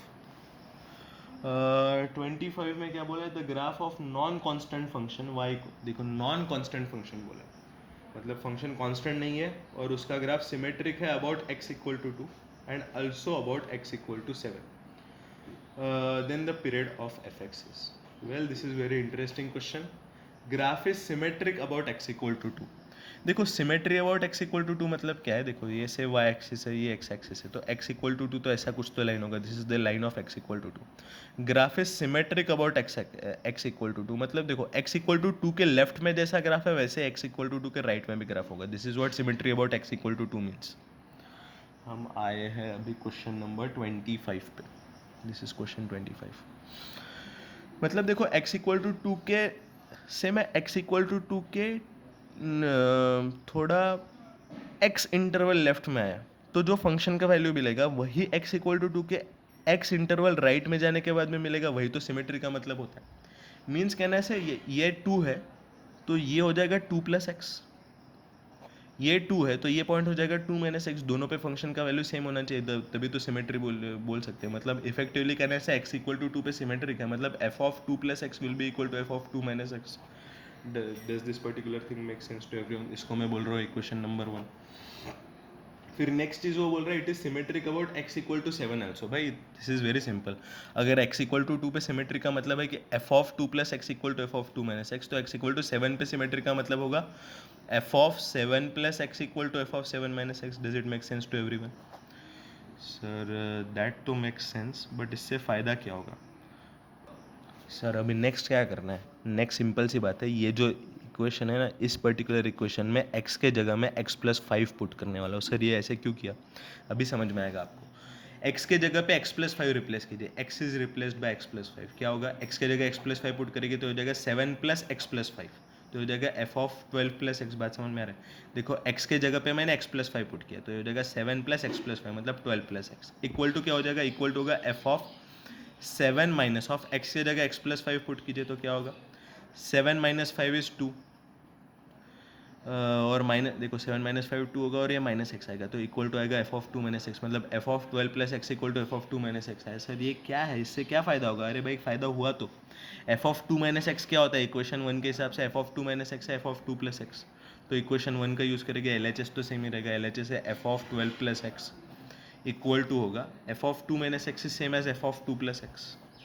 Sir इससे क्या फ़ायदा हुआ, अभी क्या करेंगे, अभी x को x माइनस 2 से रिप्लेस करेंगे, तो क्या होगा, ये बन जाएगा f of 12 plus x minus 2, मतलब ये हो जाएगा f of 10 plus x equal to 2 plus x minus 2, मतलब ये हो जाएगा fx, मतलब इफेक्टिवली मुझे मिला fx equal to f of x plus 10। अच्छा मैं ऐसे कुछ बोल रहा हूँ क्या कि ये x के कोई एक पर्टिकुलर वैल्यू के लिए ही अप्लीकेबल है?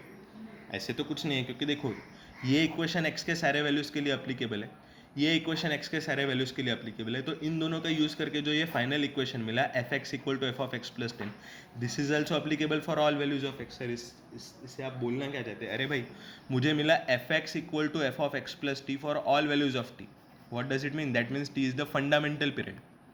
F x equal to f of x plus 10 for all values of x मिला, मतलब 10 इज फंडामेंटल पीरियड, बात समझ में आ रहा है, और 10 is period of a function, that also you can say, बात समझ में आ रहा है। तो of course the f x equal to f of x plus 10 for all values of x मिल रहा है, मतलब function will be a periodic with period equal to 10, बात समझ में आ रहा है सब लोग को। तो क्वेश्चन इस तरीके का था। फिर आगे बढ़ते हैं क्वेश्चन नंबर 26 पे। Let's come to question number 26। Question 26 क्या बोल रहा है? The number of integers a for which mod of x square minus 9 equal to mod of x minus a has 4 distinct real roots is, ठीक है, ठीक है, इसका ग्राफ निकालने का चेष्टा करते हैं। सबसे पहले mod of x square minus 9 का ग्राफ निकालता हूँ, उसके पहले भी मुझे एक्स स्क्वायर माइनस 9 का ग्राफ निकालना पड़ेगा। तो देखो एक्स स्क्वायर माइनस 9 का ग्राफ कैसे निकलेगा? X square minus 9 is nothing but x minus 3 into x plus 3। सबसे पहले तो x square minus 9 is a quadratic equation, quadratic expression, not equation, this is a quadratic expression, मतलब its graph will be a parabola, और x square का coefficient positive है, मतलब it will be a vertically opening parabola, plus इसका roots है x equal to 3 और x equal to minus 3, मतलब x equal to 3 और एक्स इक्वल टू माइनस 3 के थ्रू पास करने वाला एक वर्टिकली अपवर्ड ओपनिंग पैराबोला बनेगा। Does this make sense to everyone? तो ये, and of course x equal to 0 पे वैल्यू क्या आ रहा है चेक करो, एक्स इक्वल टू 0 पे फंक्शन का वैल्यू आ रहा है -9। सो this is how the graph of x square minus 9 looks like, but we were not asked x square minus 9, we were asked x mod of x square 9, x square minus 9। तो ये देखो, ये है F x equal to x square minus 9, उसने पूछा mod of x square minus 9, तो उसने f x से मॉड ऑफ एफ एक्स पूछा। Now changing to mod of f x from f x is one of the 10 graphical transformations. उसमें क्या किया जाता है, इसके पहले भी एक क्वेश्चन में हम लोगों ने देखा था, एफ एक्स को मॉड एफ एक्स बनाना है, तो जहाँ जहाँ पे भी एफ एक्स पॉजिटिव है वहाँ पे कुछ नहीं करना है। देखो जहाँ जहाँ पे भी एफ एक्स पॉजिटिव, यहाँ पे एफ एक्स पॉजिटिव था, कुछ मत कीजिए, यहाँ पे एफ एक्स पॉजिटिव था, कुछ मत कीजिए। Sir what about where f x is negative? जहाँ जहाँ पे भी एफ एक्स निगेटिव वहाँ पे रिफ्लेक्शन इन एक्स एक्सिस लेना है, रिफ्लेक्शन इन एक्स एक्सिस ले लीजिए। ऑफ कोर्स ये एक्स इक्वल टू 0 है, ये -9 था तो ये +9 बन जाएगा क्योंकि रिफ्लेक्शन इन एक्स एक्सिस लिया है। So this is how the graph of mod x square minus 9 looks like. So this is our required graph of mod of x square minus 9. Well, ये तो हमारा LHS था। अभी mod of x minus a का भी graph निकालेंगे। सबसे पहले x minus a का ग्राफ निकालते हैं। देखो y इक्वल टू और fx equal to x minus a, तो ये y equal to mx plus c के फॉर्मेट में है। m represent slope, c represent y intercept. Slope 1 है और y इंटरसेप्ट है -a। Of course a positive है या निगेटिव है ये तो मुझे पता नहीं है, मैं ए को पॉजिटिव मानता हूँ, तो x माइनस ए कुछ ऐसे दिखने लगेगा। स्लोप है 1 और y इंटरसेप्ट है -a, of course assuming that a is positive. तो ये है F x equal to x minus a का ग्राफ, लेकिन हमें एक्स माइनस ए नहीं पूछा था, हमें पूछा गया था मॉड ऑफ एक्स माइनस ए। तो mod of x minus A, of course ये एक्स इक्वल टू ए पे ये फंक्शन 0 बनने वाला है। मॉड ऑफ एक्स माइनस ए के लिए क्या करेंगे, एफ एक्स से mod of f x change करने का ग्राफिकल ट्रांसफॉर्मेशन क्या बोलता है, जहाँ जहाँ पे भी एफ एक्स पॉजिटिव वहाँ पे ग्राफ एज इट इज़ रखिए, जहाँ जहाँ पे भी एफ एक्स पॉजिटिव है लेट द ग्राफ भी एज इट इज़, जहाँ जहाँ पे भी एफ एक्स निगेटिव है उसका रिफ्लेक्शन इन एक्स एक्सिस लीजिए, दैट्स इट। यहाँ पे -a था तो यहाँ पे ये बन जाएगा +a। Does it make sense to everyone? So this particular graph is the graph of mod of x minus a, बात समझ में आ रहा है? Now the interesting thing is, ये mod of x square minus 9 का ग्राफ है, ये mod of x minus a का ग्राफ है। वो बोल रहा है mod of x square minus 9 equal to mod of x minus A should have 4 distinct real roots, इसके 4 डिस्टिंक्ट रियल रूट्स होने चाहिए। देखो सबसे पहले mod of x square minus 9 equal to mod of x minus a का मतलब क्या है, दोनों एक्सप्रेशंस इक्वल हो रहे हैं, मतलब we are talking about points of intersection. ये बात समझ में आ रहा है सब लोग को? When I am talking about mod of x square minus 9 equal to mod of x minus a, that means I am talking about points of intersection of these two graphs। तो दोनों ग्राफ को combine करके draw करता हूँ मैं next page पे।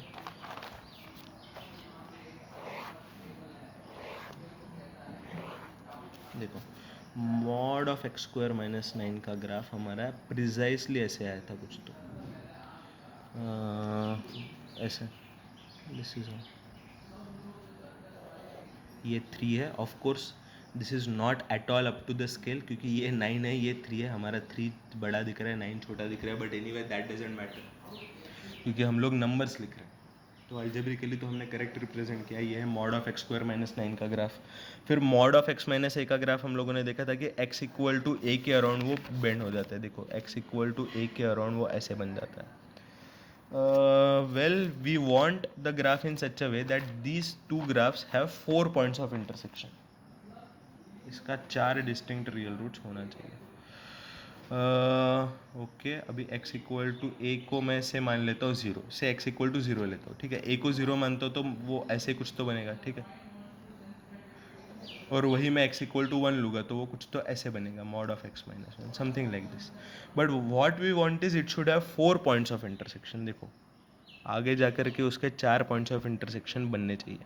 तो देखो मैं अगर यहाँ पे x इक्वल टू ए ले रहा हूँ, यहाँ पे x इक्वल टू ए ले रहा हूँ, तो 4 पॉइंट्स ऑफ इंटरसेक्शन मेरे ग्राफ में बन रहा है क्या? देखो बन रहा है, एक यहाँ पे बन रहा है, दूसरा यहाँ पे पॉइंट ऑफ इंटरसेक्शन बन रहा है, ये मॉड ऑफ x माइनस ए वाला ग्राफ देख रहे हैं हम, तीसरा यहाँ पे एक पॉइंट ऑफ इंटरसेक्शन बन रहा है, चौथा एक यहाँ पे पॉइंट ऑफ इंटरसेक्शन बन रहा है।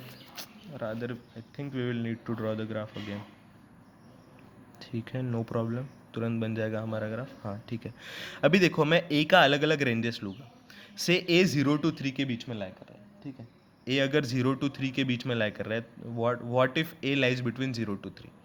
देखो ए इक्वल टू 0 पे भी 4 पॉइंट्स पे इंटरसेक्ट कर रहा था, 1 2 3 4, तो ए इक्वल टू 0 पे भी 4 पॉइंट्स पे कर रहा है। ए अगर 0 to 3 के बीच में कुछ भी ले रहे हैं ना, देखो ए को मैं 0 to 3 के बीच में कुछ भी ले रहा हूँ तो 1 2 3 4 पॉइंट्स पे इंटरसेक्ट कर रहा है। तो देखो मैं केस 1 ले रहा हूँ, 0 लेस देन और equal to a less than 3, और ऑफ कोर्स ए इंटीजर्स चाहिए तो वो तो बाद में देख लीजिए। 0 से 3 के बीच में अगर ए लाई कर रहा है तो हमें 4 सॉल्यूशंस मिल रहे हैं। अभी ए इक्वल टू 3 के लिए कितना सॉल्यूशंस मिलेगा देखते हैं। ए इक्वल टू 3 अगर हम लेंगे तो ए इक्वल टू 3 के लिए देखो 3 का लेफ्ट हैंड साइड में ग्राफ कुछ तो ऐसे जाएगा, something like this. This point is 9। अभी देखो mod of a equal to 3 ले रहा हूँ, मतलब मैं मॉड ऑफ x माइनस 3 की बात कर रहा हूँ, तो x इक्वल टू 0 पे हो जाएगा मॉड ऑफ 0 माइनस 3, मतलब ये हो जाएगा यहाँ से पास करेगा, ये 9 के नीचे से पास करेगा ये पर्टिकुलर ग्राफ। बात समझ में आ रहा है, समथिंग लाइक दिस। वेल ऐसे कुछ तो ग्राफ इसका ड्रॉ हो। Does this make sense to everyone? Sir आपको किसने बोला कि इधर से मॉड ऑफ x माइनस 3 का ग्राफ ऐसे बनता है? सर हो भी सकता है कि मॉड ऑफ x माइनस 3 का ग्राफ इधर से ऐसे बने। सी इट मैटर्स कि मॉड ऑफ x माइनस 3 का ग्राफ ऐसे जा रहा है या ऐसे जा रहा है। सी ऐसे जा रहा है ग्राफ या ऐसे जा रहा है, मतलब ये वाला ग्राफ सही है या ये वाला ग्राफ सही है, इट मैटर्स। क्योंकि देखो अगर ये वाला ग्राफ सही है तो कितने पॉइंट्स ऑफ इंटरसेक्शन है? 1 2 3 और 4 पॉइंट्स ऑफ इंटरसेक्शन है।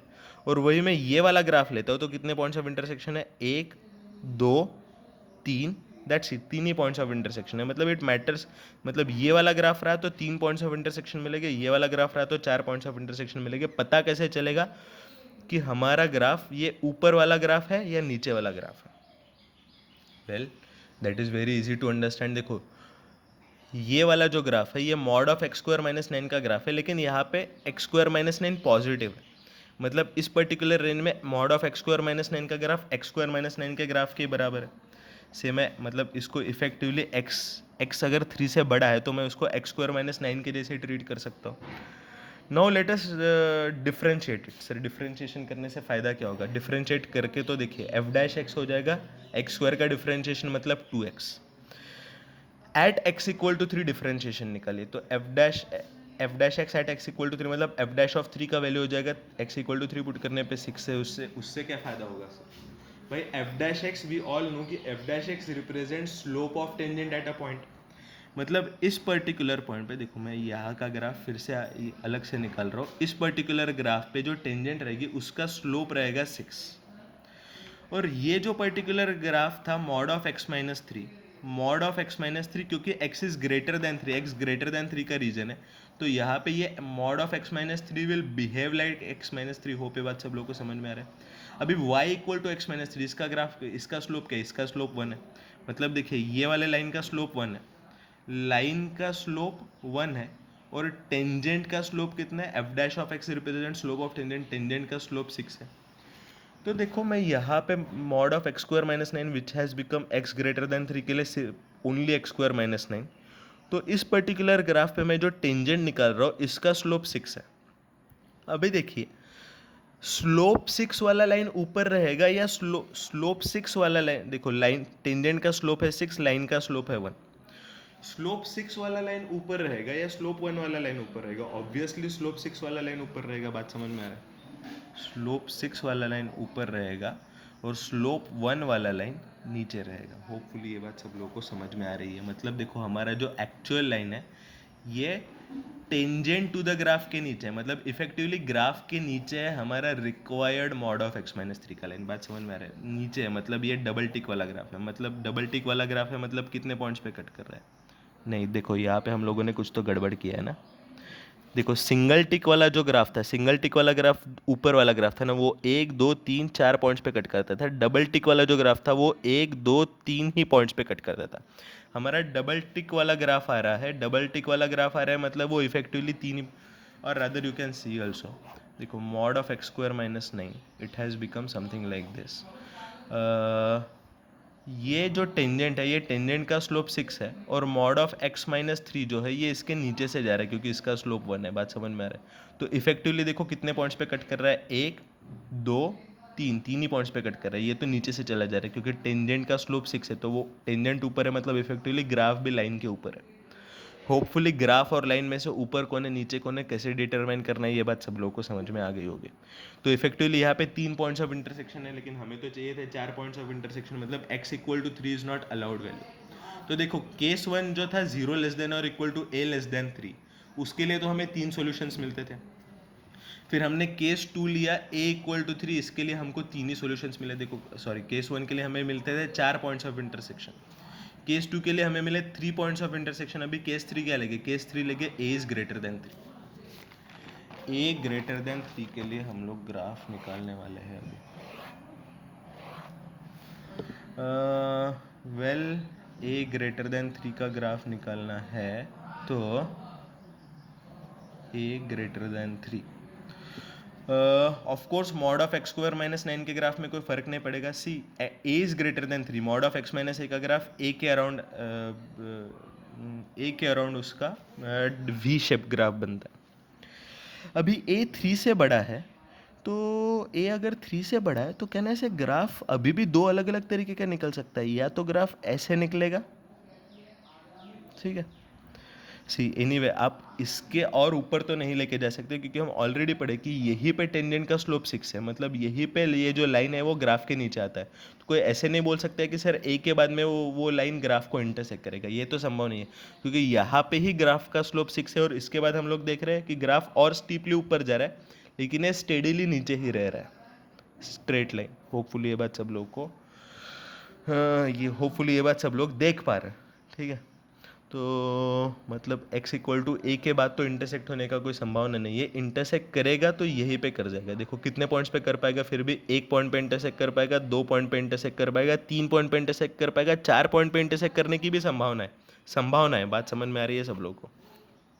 लेकिन सर ये तो संभावना ही है। ऐसे भी हो सकता है कि ये जो x=a है, ये जो x=a है, ये ऐसा एक कोई तो पॉइंट है कि इधर से जो लाइन निकलती है ना, वो इधर से जो लाइन निकलती है मॉड ऑफ x-a की ये टेंजेंट बन रही है। उस पॉइंट उस समय में कितना पॉइंट्स ऑफ इंटरसेक्शन निकलेगा? 1 2 3, 3 ही पॉइंट्स ऑफ इंटरसेक्शन निकलेगा। यहाँ पे 4 पॉइंट्स ऑफ इंटरसेक्शन मिल रहा है, 1 2 3 4। यहाँ पे 3 ही पॉइंट्स ऑफ इंटरसेक्शन मिल रहा है, 1 2 और 3, 1 2 और 3 पॉइंट्स ऑफ इंटरसेक्शन मिल रहा है ग्राफ, ये दोनों ग्राफ्स का। सर व्हाट इफ ए को और राइट हैंड साइड में सरका है? देखो ए को और राइट हैंड साइड में लेके जाएंगे, if you take a to even more right hand side, a को आप अगर और राइट हैंड साइड में लेके जाओगे तो आपका ग्राफ कैसे बनेगा? आपका ग्राफ कुछ ऐसे बनेगा। बात समझ में आ रहा है? Something like this. 2 ही पॉइंट्स ऑफ इंटरसेक्शन मिलेंगे। मतलब effectively see we wanted 4 points of intersection, मतलब हमें ऐसा वाला ग्राफ एक्सपेक्टेड है। ऐसा वाला ग्राफ एक्सपेक्टेड है मतलब देखो सबसे पहले ऐसा वाला जो ग्राफ है, इन दोनों ग्राफ के बीच में दिस इज द बाउंड्री। मतलब मुझे ये पता करना पड़ेगा x=a का क्या वैल्यू हो जाए ताकि x=a से निकलने वाला जो लाइन है मॉड ऑफ x-a, देखो mod of x-a when x is less than a, ये तो x लेस देन a वाला रीजन है। Mod of x-a when x is less than a that becomes equal to a - x। Hope this makes sense to everyone. तो ये जो a minus x का जो tangent है, a माइनस एक्स का जो लाइन है, वो इस ग्राफ को कब टच करेगा। अभी ये बात समझने का कोशिश करो, a माइनस एक्स, इसका स्लोप कितना है, इसका स्लोप है -1। मतलब मुझे ये पता करना पड़ेगा कि ये पर्टिकुलर जो ग्राफ है, इस पर्टिकुलर ग्राफ का जो -1 स्लोप का टेंजेंट है, वो एक्स एक्सिस को कहाँ पे कट कर रहा है। अभी देखिए, ये वाला ग्राफ है मॉड ऑफ एक्स स्क्वायर -9, और इतने वाले पोर्शन में एक्स स्क्वायर -9 निगेटिव है, मतलब मॉड ऑफ एक्स स्क्वायर -9 बना 9 माइनस एक्स स्क्वायर। बात समझ में आ रहा है। तो इतने वाले पोर्शन में मॉड ऑफ एक्स स्क्वायर -9 है 9 माइनस एक्स स्क्वायर, क्योंकि x square is less than 9 in this particular region. तो उससे सर क्या फ़ायदा होगा, देखो मतलब इफेक्टिवली हमारा एफ एक्स है mod of x square -9 equal to हुआ 9 माइनस एक्स स्क्वायर। इसको डिफ्रेंशिएट करो, इसको डिफ्रेंशिएट करोगे तो एफ डैश एक्स मिलेगा -2x। Now what we want is slope of tangent should be equal to 1. Sorry, slope of tangent should be equal to, इसका slope -1 है तो slope of tangent should be effectively इसका भी -1 होना चाहिए। F dash x को अगर मैं -1 से इक्वेट कर रहा हूँ तो ये हो जाएगा -2x equal to -1, -2x equal to -1, मतलब ये हो जाएगा x इक्वल टू हाफ। मतलब देखो, ये x इक्वल टू हाफ इस पर्टिकुलर पॉइंट पे जो टेंजेंट रहेगी, ये पर्टिकुलर टेंजेंट का स्लोप -1 होगा। इस टेंजेंट का स्लोप -1 होगा तो इस टेंजेंट का इक्वेशन भी तो निकाल सकते हैं। देखो x इक्वल टू हाफ ये जो पॉइंट है, तो करस्पॉन्डिंगली ये x है, ये fx है, तो x इक्वल टू हाफ के लिए fx का वैल्यू कितना निकलेगा, fx का वैल्यू हो जाएगा 9 माइनस 1/4। 9 माइनस 1/4 मतलब वो कितना होगा, 36/4 माइनस 1/4, मतलब fx का वैल्यू हो जाएगा 35/4। मतलब ये वाला पॉइंट है हाफ कॉमा 35/4, ये वाला पॉइंट है हाफ कॉमा 35/4, ये है पॉइंट। और स्लोप कितना है इस पॉइंट पे, स्लोप है इस पॉइंट पे -1 और स्लोप है -1। तो लाइन का इक्वेशन कैसे निकालेंगे, स्लोप पॉइंट फॉर्म का यूज़ करके, y minus y1 equal to m times x minus x1, तो ये हो जाएगा y minus 35/4 equal to slope is -1 times x minus x1। Does this make sense to everyone. Now what we want is कि ये जो particular line है, ये कौन सा x इक्वल टू a पे कट कर रहा है, तभी तो हमें बाउंड्री पॉइंट मिलेगा कि इस पॉइंट के लेफ्ट में 4 पॉइंट्स ऑफ इंटरसेक्शन मिलेंगे, इस पॉइंट के राइट में 2 पॉइंट ऑफ इंटरसेक्शन मिलेगा, और इस पॉइंट पे 3 पॉइंट्स ऑफ इंटरसेक्शन मिलेंगे। तो ये a का वैल्यू निकालना है। ये a का वैल्यू कहाँ पे मिलेगा, x एक्सिस पे इंटरसेक्ट करने के, मतलब ये लाइन जहाँ पे x एक्सिस को इंटरसेक्ट करेगा वो point x equal to a है। तो x को a मानता हूँ, और x एक्सिस को क्योंकि इंटरसेक्ट कराना है तो y का वैल्यू 0 होना चाहिए, तो ये हो जाएगा -35/4 equal to -1 into a minus half, तो ये हो जाएगा equal to half minus a। समझ में आ रहा है। तो ये हो जाएगा हाफ मतलब 2/4, तो इफेक्टिवली ये हो जाएगा 2/4 माइनस a। 35/4 को इधर लेके आओ तो ये हो जाएगा 37/4 इक्वल टू a, मतलब a का वैल्यू हो जाएगा 37/4। बात समझ में आ रहा है।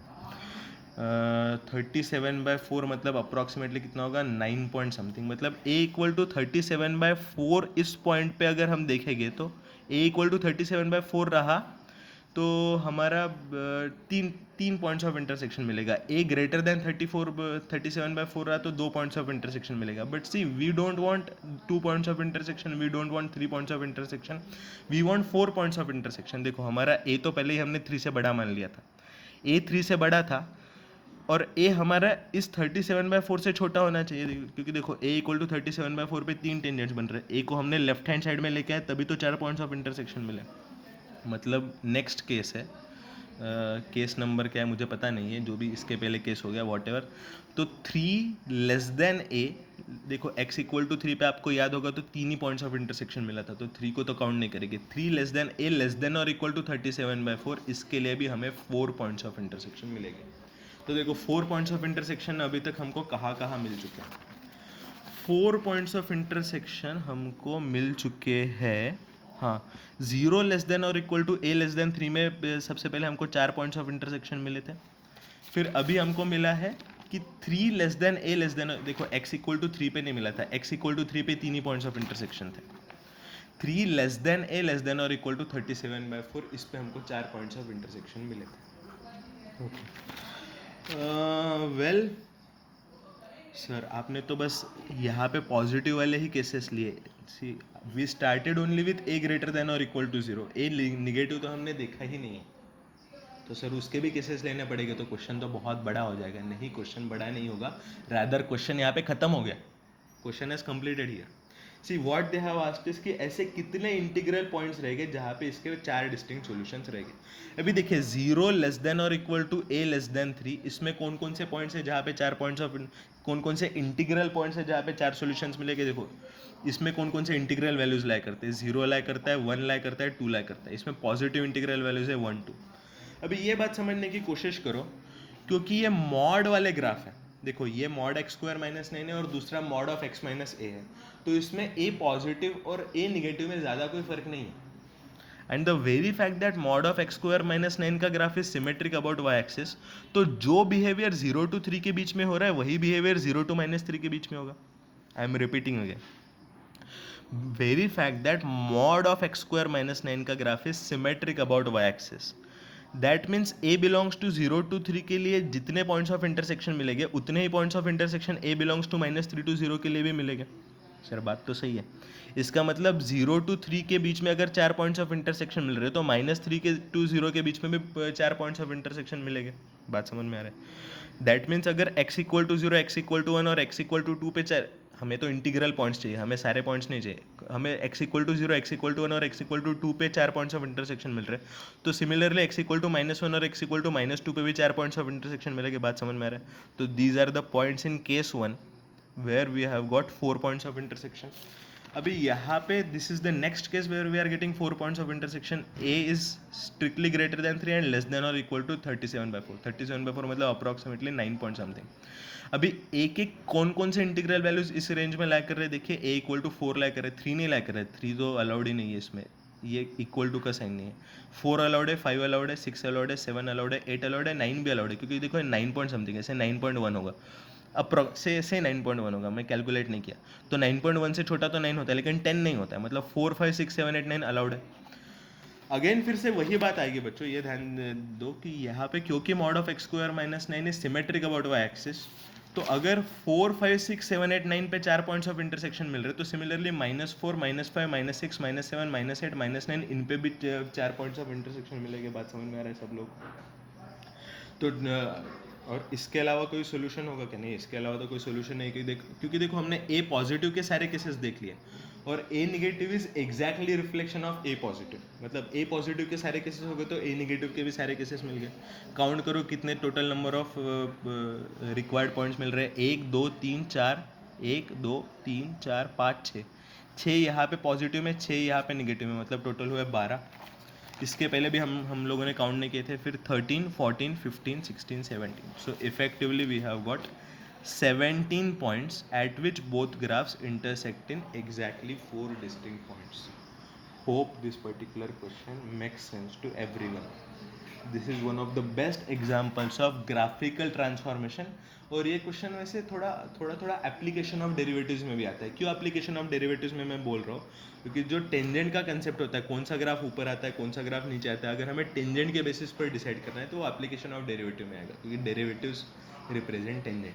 बट एनीवे, ये इतना भी high level application of derivative नहीं था, तो ये समझ में आ गया होगा कि इसका स्लोप 6 था और इसका स्लोप 1 था, तो ये वाला ग्राफ इसके नीचे लाई करेगा, जो हमने इसके पहले देखा था। कहाँ पे देखा था याद है? हाँ देखो, लाइन का स्लोप 1 है और टेंजेंट का स्लोप 6 है। टेंजेंट का स्लोप 6 है, लाइन का स्लोप 1 है। सो होपफुली ये वाला concept, although it is of application of derivatives, लेकिन ये 11th स्टैंडर्ड के लेवल का एप्लाइड डेरिवेटिव्स है। ठीक है, तो 26 नंबर का क्वेश्चन होपफुली सब लोग समझ गए होंगे। आगे बढ़ते क्वेश्चन नंबर 27 पे। What is telling in question 27? Again same बात है रे भाई, ग्राफिकल ट्रांसफॉर्मेशन पर बेस्ड क्वेश्चन है ये। क्वेश्चन नंबर 27 देखो, 27 में क्या बोल रहे हैं वो। The equation mod of mod x minus 1 plus a equal to 4 where a belongs to r, और फिर उसका अलग अलग चीज़ें दिया। ऑफ कोर्स सबसे पहले तो मुझे mod x minus 1 plus a के मॉड का ग्राफ निकालना पड़ेगा। उसका ग्राफ निकालने के लिए क्या करेंगे, सबसे पहले मैं y equal to x minus 1 का ग्राफ निकालूंगा। F of x equal to x minus 1 का ग्राफ कैसे होगा? ये तो y equal to m x plus c के फॉर्मेट में, m का वैल्यू 1 है, c का वैल्यू -1 है, मतलब स्लोप 1 होगा, y इंटरसेप्ट -1 होगा। तो ये y इंटरसेप्ट -1 है, तो ये है F x equal to x minus one. देखो आपको f x equal to x minus one तो मिल गया, बट आपको एफ एक्स नहीं चाहिए था, आपको एक्स माइनस वन का मॉड चाहिए। तो आपको एफ एक्स से मॉड एफ एक्स चेंज करना है। सी this is one of the 10 graphical transformation. हम ये ग्राफिकल ट्रांसफॉर्मेशन इस पेपर में 3-4 बार देख चुके हैं। एफ एक्स को मॉड एफ एक्स कैसे बनाते हैं, जहाँ पे एफ एक्स पॉजिटिव है, ये एक्स इक्वल टू वन पे तो एफ एक्स जीरो बन रहा है, जहाँ पे एफ एक्स पॉजिटिव है वहाँ पे ग्राफ को एज इट इज़ रखेगा। मतलब देखिए एक्स ग्रेटर देन वन पे एफ एक्स को एज इट इज़ रखेगा, और एक्स लेस देन वन पे क्योंकि ग्राफ निगेटिव है तो उसका रिफ्लेक्शन इन एक्स एक्सिस ले लेगा, उसका रिफ्लेक्शन इन एक्स एक्सिस ले लेंगे। Hope this thing make sense to everyone.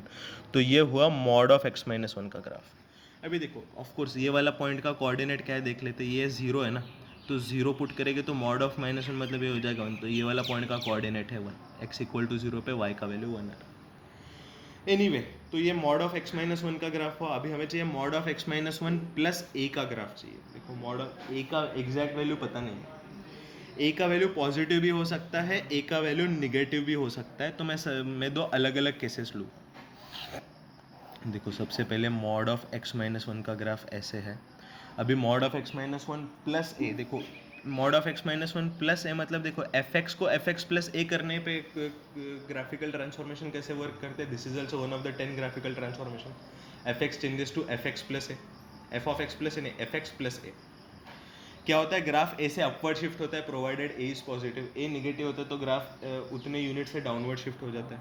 तो मैं दो केसेस लूँगा कि ए अगर पॉजिटिव रहा तो ए यूनिट्स अपवर्ड शिफ्ट होगा। मतलब देखिए ये पॉइंट ऑफ इंटरसेक्शन वन था तो ये इफेक्टिवली वन प्लस ए पे इंटरसेक्ट करेगा, और यहाँ पे जीरो हो रहा था ग्राफ तो ये ए पे आ जाएगा ग्राफ। समझ में आ रहा है, मतलब ऐसा ग्राफ आना चाहिए अगर ए पॉजिटिव है तो। और एंड व्हाट इफ, मतलब ये होगा mod of x minus one plus a का graph provided a is positive. And what if a is negative, a अगर निगेटिव है तो ए यूनिट डाउनवर्ड जाना पड़ेगा आपको। मतलब ये वन है तो ए यूनिट डाउनवर्ड, मतलब देखो वो इफेक्टिवली तो वन प्लस ए ही रहेगा, लेकिन वन प्लस ए का पॉइंट क्योंकि ए निगेटिव है ये नीचे आ जाएगा पॉइंट वन प्लस ए, और क्योंकि ए निगेटिव, सॉरी ये पॉइंट को ए लेते, ये पॉइंट को वन प्लस ए लेते। बात समझ में आ रहा है, ठीक है। तो ये वाला ग्राफ कुछ तो ऐसे बन जाएगा, something like this it will look like. मतलब यही ग्राफ है, बस ए यूनिट डाउनवर्ड शिफ्ट हो गया है प्रोवाइडेड ए इज नेगेटिव। ये है mod of x minus one plus a का ग्राफ। मतलब देखिए mod of x minus one plus a का ग्राफ भी एक नहीं है, उसके दो अलग अलग ग्राफ्स है। केस वन में ए ग्रेटर देन जीरो के लिए mod of x minus one plus a का अलग ग्राफ है, ए लेस देन जीरो के लिए mod of x minus one plus a का ग्राफ अलग है। तो ठीक है सर, आगे बढ़े क्वेश्चन सॉल्व करने के लिए। अरे भाई क्वेश्चन अभी कंप्लीट नहीं हुआ है, अभी इसका भी मॉड लगाना है। देखो mod of x minus one plus a का भी मॉड लगाना है। तो of course case one case two में अलग अलग ग्राफ है तो दोनों में अलग अलग मॉड लगाना पड़ेगा। देखो इसको मैं एफ एक्स मानता हूँ तो मॉड ऑफ एफ एक्स निकालना है। That is also one of the 10 graphical transformations, जो कि हम यहाँ पे फिर से यहाँ पे ऑलरेडी पढ़ चुके हैं। जहाँ जहाँ पे भी एफ एक्स पॉजिटिव है वहाँ पे फंक्शन को एज इट इज रखना है। देखो केस वन में तो एफ एक्स हर जगह पे पॉजिटिव है। देखो मैं ध्यान से सुनिए, एफ एक्स केस वन में जो mod of x minus one plus a का ग्राफ है वो ऑलरेडी पॉजिटिव है। रूल क्या बोलता है, इसको अगर मॉड लगाना है तो अंदर वाली जो क्वांटिटी है वो जहाँ जहाँ पे पॉजिटिव है वहाँ पे ग्राफ को एज इट इज रिटेन कीजिए। देखो यहाँ पे ग्राफ पूरा ही पॉजिटिव है तो उसमें मॉड लगाने के बाद भी ग्राफ एज इट इज ही रिटेन होगा। मतलब देखिए केस वन का जब ए पॉजिटिव है तब mod x minus one plus a का ग्राफ सेम ही रहेगा, एक mod x minus one plus a के बराबर ही रहेगा। होपफुली ये बात सब लोगों को समझ में आ रही है। बट समस्या तब होगा जब ए निगेटिव है। जब ए निगेटिव है तब इसका मॉड लगाने के लिए क्या करना पड़ेगा हमको, जहाँ जहाँ पे भी फंक्शन पॉजिटिव है वहाँ पे ग्राफ को एज इट इज रिटेन करना होगा। जहाँ जहाँ पे भी फंक्शन निगेटिव है वहाँ पे ग्राफ को रिफ्लेक्शन इन एक्स एक्सिस लेना पड़ेगा। देखो ये वाला पॉइंट होता है वन प्लस ए, देखो यहाँ पे वन प्लस ए है तो यहाँ पे भी वन प्लस ए ही रहेगा। बस फ़र्क ये पड़ेगा कि ये वन प्लस ए यहाँ पे तो इसका रिफ्लेक्शन इन एक्स एक्सिस लिए तो ये हो जाएगा माइनस वन माइनस है। बात समझ में आ रही है सब लोगों को। और ये वाला पॉइंट ए था तो इसका रिफ्लेक्शन इन एक्स एक्सिस लेने के बाद ये वाला पॉइंट हो जाएगा माइनस ए। सर ये क्या मजाक है, माइनस ए कभी पॉजिटिव एक्सिस पे होता है क्या? भाई होगा ही, क्योंकि ए निगेटिव है ना, ए निगेटिव है तो माइनस ए पॉजिटिव है, मतलब positive x axis positive axis पे आना चाहिए। So this is how the graph will look like. This is how the graph of mod x minus 1 plus a will be provided a is negative. बात समझ में आ रहा है? अभी एक एक करके ऑप्शन चेक करते हैं। मतलब देखो इफेक्टिवली हमको दो ग्राफ्स मिले, एक ये ग्राफ मिला इफ ए इज पॉजिटिव, और दूसरा ये ग्राफ मिला इफ ए इज नेगेटिव। अभी फर्स्ट ऑप्शन क्या बोल रहा है, मॉड ऑफ सी दिस, इसको इक्वल टू 4 करना है। ये जो ग्राफ है इसको इक्वल टू 4 करना है, मतलब इसका y इक्वल टू 4 इस लाइन के साथ पॉइंट्स ऑफ इंटरसेक्शन निकलना है। y इक्वल टू 4 के साथ पॉइंट ऑफ इंटरसेक्शन होना चाहिए।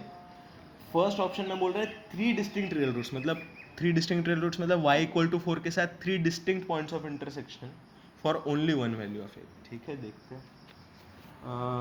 Well 3 distinct points of intersection होने चाहिए है। से अगर मैं पहला वाला ग्राफ एज्यूम करता हूँ तो देखो y इक्वल टू 4 अगर यहाँ पे रहा तो कोई पॉइंट्स ऑफ इंटरसेक्शन नहीं है। y इक्वल टू 4 यहाँ पे तो एक ही पॉइंट ऑफ इंटरसेक्शन है, y इक्वल टू 4 यहाँ पे तो 2 पॉइंट्स ऑफ इंटरसेक्शन है। तो ये वाले ग्राफ में 3 पॉइंट्स ऑफ इंटरसेक्शन वाला केस कहीं पे बन ही नहीं रहा है। मतलब फर्स्ट ऑप्शन केस 1 के ग्राफ की तो बात ही नहीं कर रहा है। फिर केस 2 के ग्राफ पे ये देखो y इक्वल टू 4 तो ये वाला पॉइंट नहीं हो सकता। y इक्वल टू 4 यहाँ पे हो सकता है कहीं पे। यहाँ पे कितने पॉइंट्स ऑफ इंटरसेक्शन है देखिए, 1 2 3 4 पॉइंट्स ऑफ इंटरसेक्शन। हमें 4 पॉइंट्स ऑफ इंटरसेक्शन तो नहीं पूछा है, हमें कितना पूछा है, हमें 3 पॉइंट्स ऑफ इंटरसेक्शन पूछा है। मतलब देखो y इक्वल टू 4 यहाँ पे रहा तो हमारा काम होगा। देखो y इक्वल टू 4 यहाँ पे रहा तो हमारा काम हो जाएगा। 1 2 3 पॉइंट्स ऑफ इंटरसेक्शन है। Sir what if y equal to 4 यहाँ पे आइए, y इक्वल टू 4 यहाँ पे आएगा तो 1 और 2 दो ही पॉइंट्स ऑफ इंटरसेक्शन मिलेगा। मतलब देखो y इक्वल टू 4 यहाँ पे आएगा ना, that is the only case when we will get 1 2 and 3 points of intersection. तो सर उसमें a का वैल्यू क्या होगा, देखो ये y इक्वल टू 4 है, लेकिन ये वाला पॉइंट तो ideally y equal to minus a होना चाहिए था। तो y equal to minus a होगा या y इक्वल टू 4 होगा, दोनों ही सही है। मतलब माइनस ए इक्वल टू 4 होगा, मतलब a इक्वल टू माइनस 4 पे ऐसा संभव है। कितने a के वैल्यू मिले, a का एक ही वैल्यू मिला। मतलब फर्स्ट ऑप्शन सही है कि 3 डिस्टिंक्ट रियल रूट्स लाना है तो a का कितना वैल्यू मिल रहा है, a का एक ही वैल्यू मिल रहा है। Only for single value of A this is possible. फिर सेकंड क्या बोल रहा है वो, 4 डिस्टिंक्ट रियल रूट्स कब हो गए। देखो यहाँ पे तो हमने देखा था केस 1 के ग्राफ में या तो 0 रूट्स होते, या तो एक रूट होता है, या तो 2 रूट्स होते हैं। 4 डिस्टिंक्ट रूट्स का तो कोई केस ही नहीं है। ये वाला ग्राफ मैं फिर से निकाल रहा हूँ। देखो ये वाला ग्राफ हम लोग फिर से निकालते हैं। ये कुछ तो ऐसे आएगा, something like this, here something like this. Okay, 4 distinct roots चाहिए हमको, 4 डिस्टिंक्ट रियल रूट्स पे। तो देखो यहाँ पे होगा तो 1 2 3 4 डिस्टिंक्ट रूट्स मिलेगा। बात समझ में आ रहा है? अभी यहाँ पे y इक्वल टू 4 होगा, मतलब कहना से y इक्वल टू 4 जो है, ठीक है यहाँ पे ग्राफ में बता देता हूँ, 1 2 3 4 पॉइंट्स ऑफ इंटरसेक्शन मिल रहा है हमको अगर y इक्वल टू 4 को यहाँ पे मैं ले रहा हूँ तो। और ये वाला पॉइंट का कोऑर्डिनेट्स हमने पहले ही देखा था कि ये वाला पॉइंट का कोऑर्डिनेट है y इक्वल टू है। मीन्स कहना से ये जो y इक्वल टू 4 है ये 0 और माइनस ए के बीच में लाई करना चाहिए। मतलब 0 less than 4 less than minus है। ये बात सबको समझ में आ रही है, क्योंकि 0 का इक्वल भी नहीं हो सकता है। इक्वल टू 0 लोगे ना तो 2 पॉइंट्स ऑफ इंटरसेक्शन है, इक्वल टू माइनस ए लोगे तो 3 पॉइंट्स ऑफ इंटरसेक्शन है। तो स्ट्रिक्टली लेस देन वाले साइन होने चाहिए। अभी क्या करेंगे, अभी निगेटिव साइन से मल्टीप्लाई कर देंगे तीनों साइड। ठीक है, 0 less than 4 less than minus a, correct correct. Negative sign से मल्टीप्लाई करेंगे तीनों साइड तो क्या होगा, 0 greater than minus 4 greater than a. बात समझ में आ रहा है? अभी देखो 0 ग्रेटर देन माइनस 4 तो होता ही है, इसमें तो कौन सी बड़ी बड़ी बात नहीं है। बट दिस देखो 0 ग्रेटर देन माइनस 4 तो हमेशा ही होता है, तो वहाँ से कोई नया कंडीशन नहीं मिला। नया कंडीशन यहाँ से मिल रहा है, minus 4 should be greater than a, मतलब a should be less than minus 4। A should be less than minus 4 मतलब a belongs to minus infinity to minus 4। मतलब इस वाले रेंज में हमको 4 डिस्टिंक्ट सॉल्यूशंस मिलेंगे। क्या यही सेकंड ऑप्शन बोल रहा है? हाँ, सेकंड ऑप्शन भी यही बोल रहा है। फिर थर्ड ऑप्शन में क्या चेक करने के लिए बोला है उसने, थर्ड ऑप्शन में चेक करने के लिए बोला है 2 डिस्टिंक्ट रियल रूट्स कब मिल रहे हैं। देखो केस 1 में 2 डिस्टिंक्ट रियल रूट्स मिलता है क्या, देखो a इक्वल टू 4 यहाँ पे लाई कर रहा है तो 2 डिस्टिंक्ट रियल रूट्स मिलेगा। फिर a equal to a equal to 4 यहाँ पे लाई कर रहा है तो 0 रियल रूट्स है। a इक्वल टू 4 यहाँ पे लाई कर रहा है तो 1 डिस्टिंक्ट रियल रूट है। a इक्वल टू 4 यहाँ पे लाई कर रहा है ना, मतलब y इक्वल टू 4 तो 2 डिस्टिंक्ट रियल रूट्स मिल रहे हैं, एक यहाँ पे एक यहाँ पे, 2 पॉइंट्स पे कट कर रहा है। अच्छा ये वाला पॉइंट कौन सा है, ये वाला पॉइंट तो हमारा a है, और ये वाला पॉइंट हमारा है y इक्वल टू 4, मतलब 4 जो है वो a से बड़ा होना चाहिए। ये बात समझ में आ रहा है सब लोग? ठीक है, ये जो केस 1 का ग्राफ है हम फिर से नेक्स्ट पेज पे लेके आता है। दिस इज द केस 1 का ग्राफ। देखो mod of x minus one यहाँ पे ऐसे था, mod of x minus one ऐसे था, ठीक है। तो mod of x minus one plus a करना है, मतलब a से अपवर्ड शिफ्ट किया था हमने, क्योंकि a पॉजिटिव ठहरा था हमारा केस वन में। तो ये हुआ mod of x minus one plus a. देखो ये वाला पॉइंट क्या था, से मैं mod of x minus one की बात करूँ तो x इक्वल टू जीरो पे तो ये वन बन रहा था, ठीक है, ये वन बन रहा था, फिर मैंने a से अपवर्ड शिफ्ट किया तो ये हो जाएगा वन प्लस ए। बात समझ में आ रहा है? तो ये वाला पॉइंट है वन प्लस ए। ये वाला पॉइंट क्या है, देखो यहाँ पे y का वैल्यू जीरो बन रहा था, ये a से ऊपर गया, मतलब ये वाला पॉइंट है a। Does this make sense to everyone? अच्छा, तो हमारा इफेक्टिवली जो रिक्वायर्ड ग्राफ है, वो रिक्वायर्ड ग्राफ कुछ तो ऐसे बन रहा है, mod of x minus one ऐसे है, तो mod of x minus one plus a कुछ ऐसे हो। अभी हमें क्या करना है, mod of x minus one plus a equal to four के दो डिस्टिंक्ट रियल रूट्स निकालना है। ऑफ कोर्स देखो y इक्वल टू फोर अगर यहाँ पे लाई कर रहे हैं तो दोनों ग्राफ्स तो कहीं पे इंटरसेक्ट ही नहीं कर रहे। देखो ये नीचे वाला ग्राफ कोई नहीं है, ये ऊपर वाला ग्राफ और y इक्वल टू फोर कहीं पे इंटरसेक्ट नहीं कर रहे।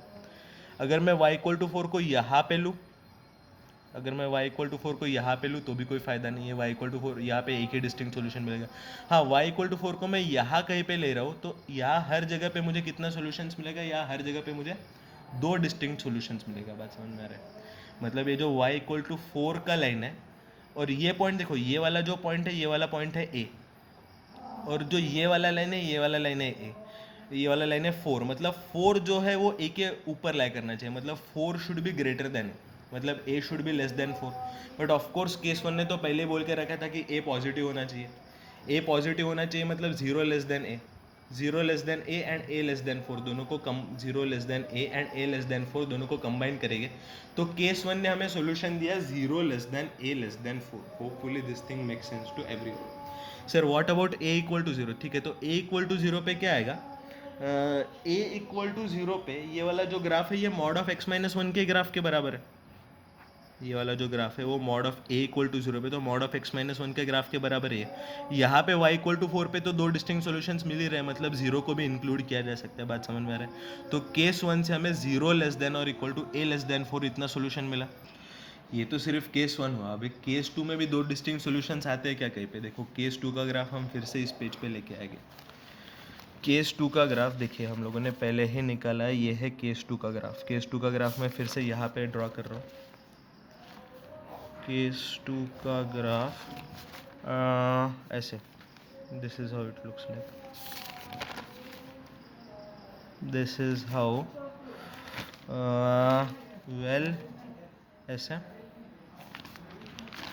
Yes this is how the graph looks like. Okay, हमें क्या चाहिए कि हमें ये ग्राफ का y इक्वल टू फोर के साथ दो डिस्टिंक्ट सॉल्यूशन चाहिए। देखो ये अगर y इक्वल टू फोर यहाँ पे आता है तो तीन डिस्टिंक्ट सॉल्यूशन मिलता है, y इक्वल टू फोर यहाँ पे आता है तो हमें कितना डिस्टिंक्ट सॉल्यूशन मिलता है? देखिए एक दो तीन चार, चार, हमें चार भी नहीं चाहिए, तीन भी नहीं चाहिए, हमें दो चाहिए। मतलब y इक्वल टू फोर का लाइन कुछ ऐसे लाई करना चाहिए। बात समझ में आ रहा है? तो this is how should be y equal to four. लेकिन ये वाला पॉइंट क्या है? देखो ये वाला पॉइंट क्या था, हमने ऑलरेडी पढ़ लिया था, ये वाला पॉइंट था माइनस है, ठीक है, ये वाला पॉइंट है माइनस है। देखो ये माइनस है, ये फोर है, मतलब four should be above minus है, मतलब four should be greater than minus है, sorry four should be greater than minus है। निगेटिव साइन लगाओ तो ये हो जाएगा minus four should be less than है, क्योंकि निगेटिव साइन लगाने पे इनइक्वालिटी उल्टा हो जाता है, मतलब a should be greater than minus four, correct. अभी देखो a should be greater than minus four, लेकिन केस टू में अजम्पशन क्या है? केस टू में अजम्पशन ही था कि ए निगेटिव था, केस टू का अजम्पशन ही था कि ए निगेटिव था। ए निगेटिव है मतलब जीरो ग्रेटर देन ए है, ए निगेटिव है मतलब जीरो ग्रेटर देन है, जीरो ग्रेटर देन ए भी है, a greater than minus four भी, मतलब ये zero greater than a greater than minus four, और I can also write it as minus four less than a less than zero. क्या इसके देखो case one के ग्राफ का भी सोल्यूशन मिल चुका था कि जीरो लेस देन और equal to a less than four, case two के ग्राफ का भी सोल्यूशन मिला four minus four less than a less than zero. अभी ये सोल्यूशन भी अलाउड है, ये सोल्यूशन भी अलाउड है, मतलब our effective solution will be the union of two this two solution. बात समझ में आ रहा है? तो हमारा इसका सोल्यूशन होगा जीरो से फोर भी अलाउड है, माइनस फोर से जीरो भी अलाउड है। बात समझ में आ रहा है? अच्छा a equal to minus four allowed होगा क्या? A equal to minus four allowed होगा क्या? नहीं नहीं, देखो a equal to minus four allowed नहीं होगा, क्योंकि a equal to minus four पे तीन डिस्टिंक्ट सॉल्यूशंस मिल रहा है, तो हो जाएगा माइनस फोर लेस देन ए। ये तो जीरो तक ही जाने के लिए रेडी था, लेकिन जीरो से फोर तक इसने रेडी किया जाने के लिए, तो ये इफेक्टिवली हो जाएगा minus four less than a less than four, taking the union of this two things. Hopefully this is understandable to everyone. तो ए -4 to 4 के बीच में होना चाहिए। -4 और 4 दोनों भी इंक्लूडेड नहीं, दोनों भी एक्सक्लूडेड है, तो ये हो जाएगा ए बिलोंग्स टू -4 to 4। यही तो सी ऑप्शन में बोला है, बात समझ में आ रहा है। फिर चौथा ऑप्शन क्या बोल रहा है, नो रियल रूट्स कब आएगा। अभी देखिए नो रियल रूट्स केस 2 में कभी आ सकता है क्या सर? केस 2 में अगर y=4 यहाँ पे लाइक किया तो अरे भाई y=4 पॉजिटिव है, वो कभी y एक्सिस के नीचे जा सकते हैं क्या? मतलब केस 2 में नो सॉल्यूशन कभी नहीं मिलेगा।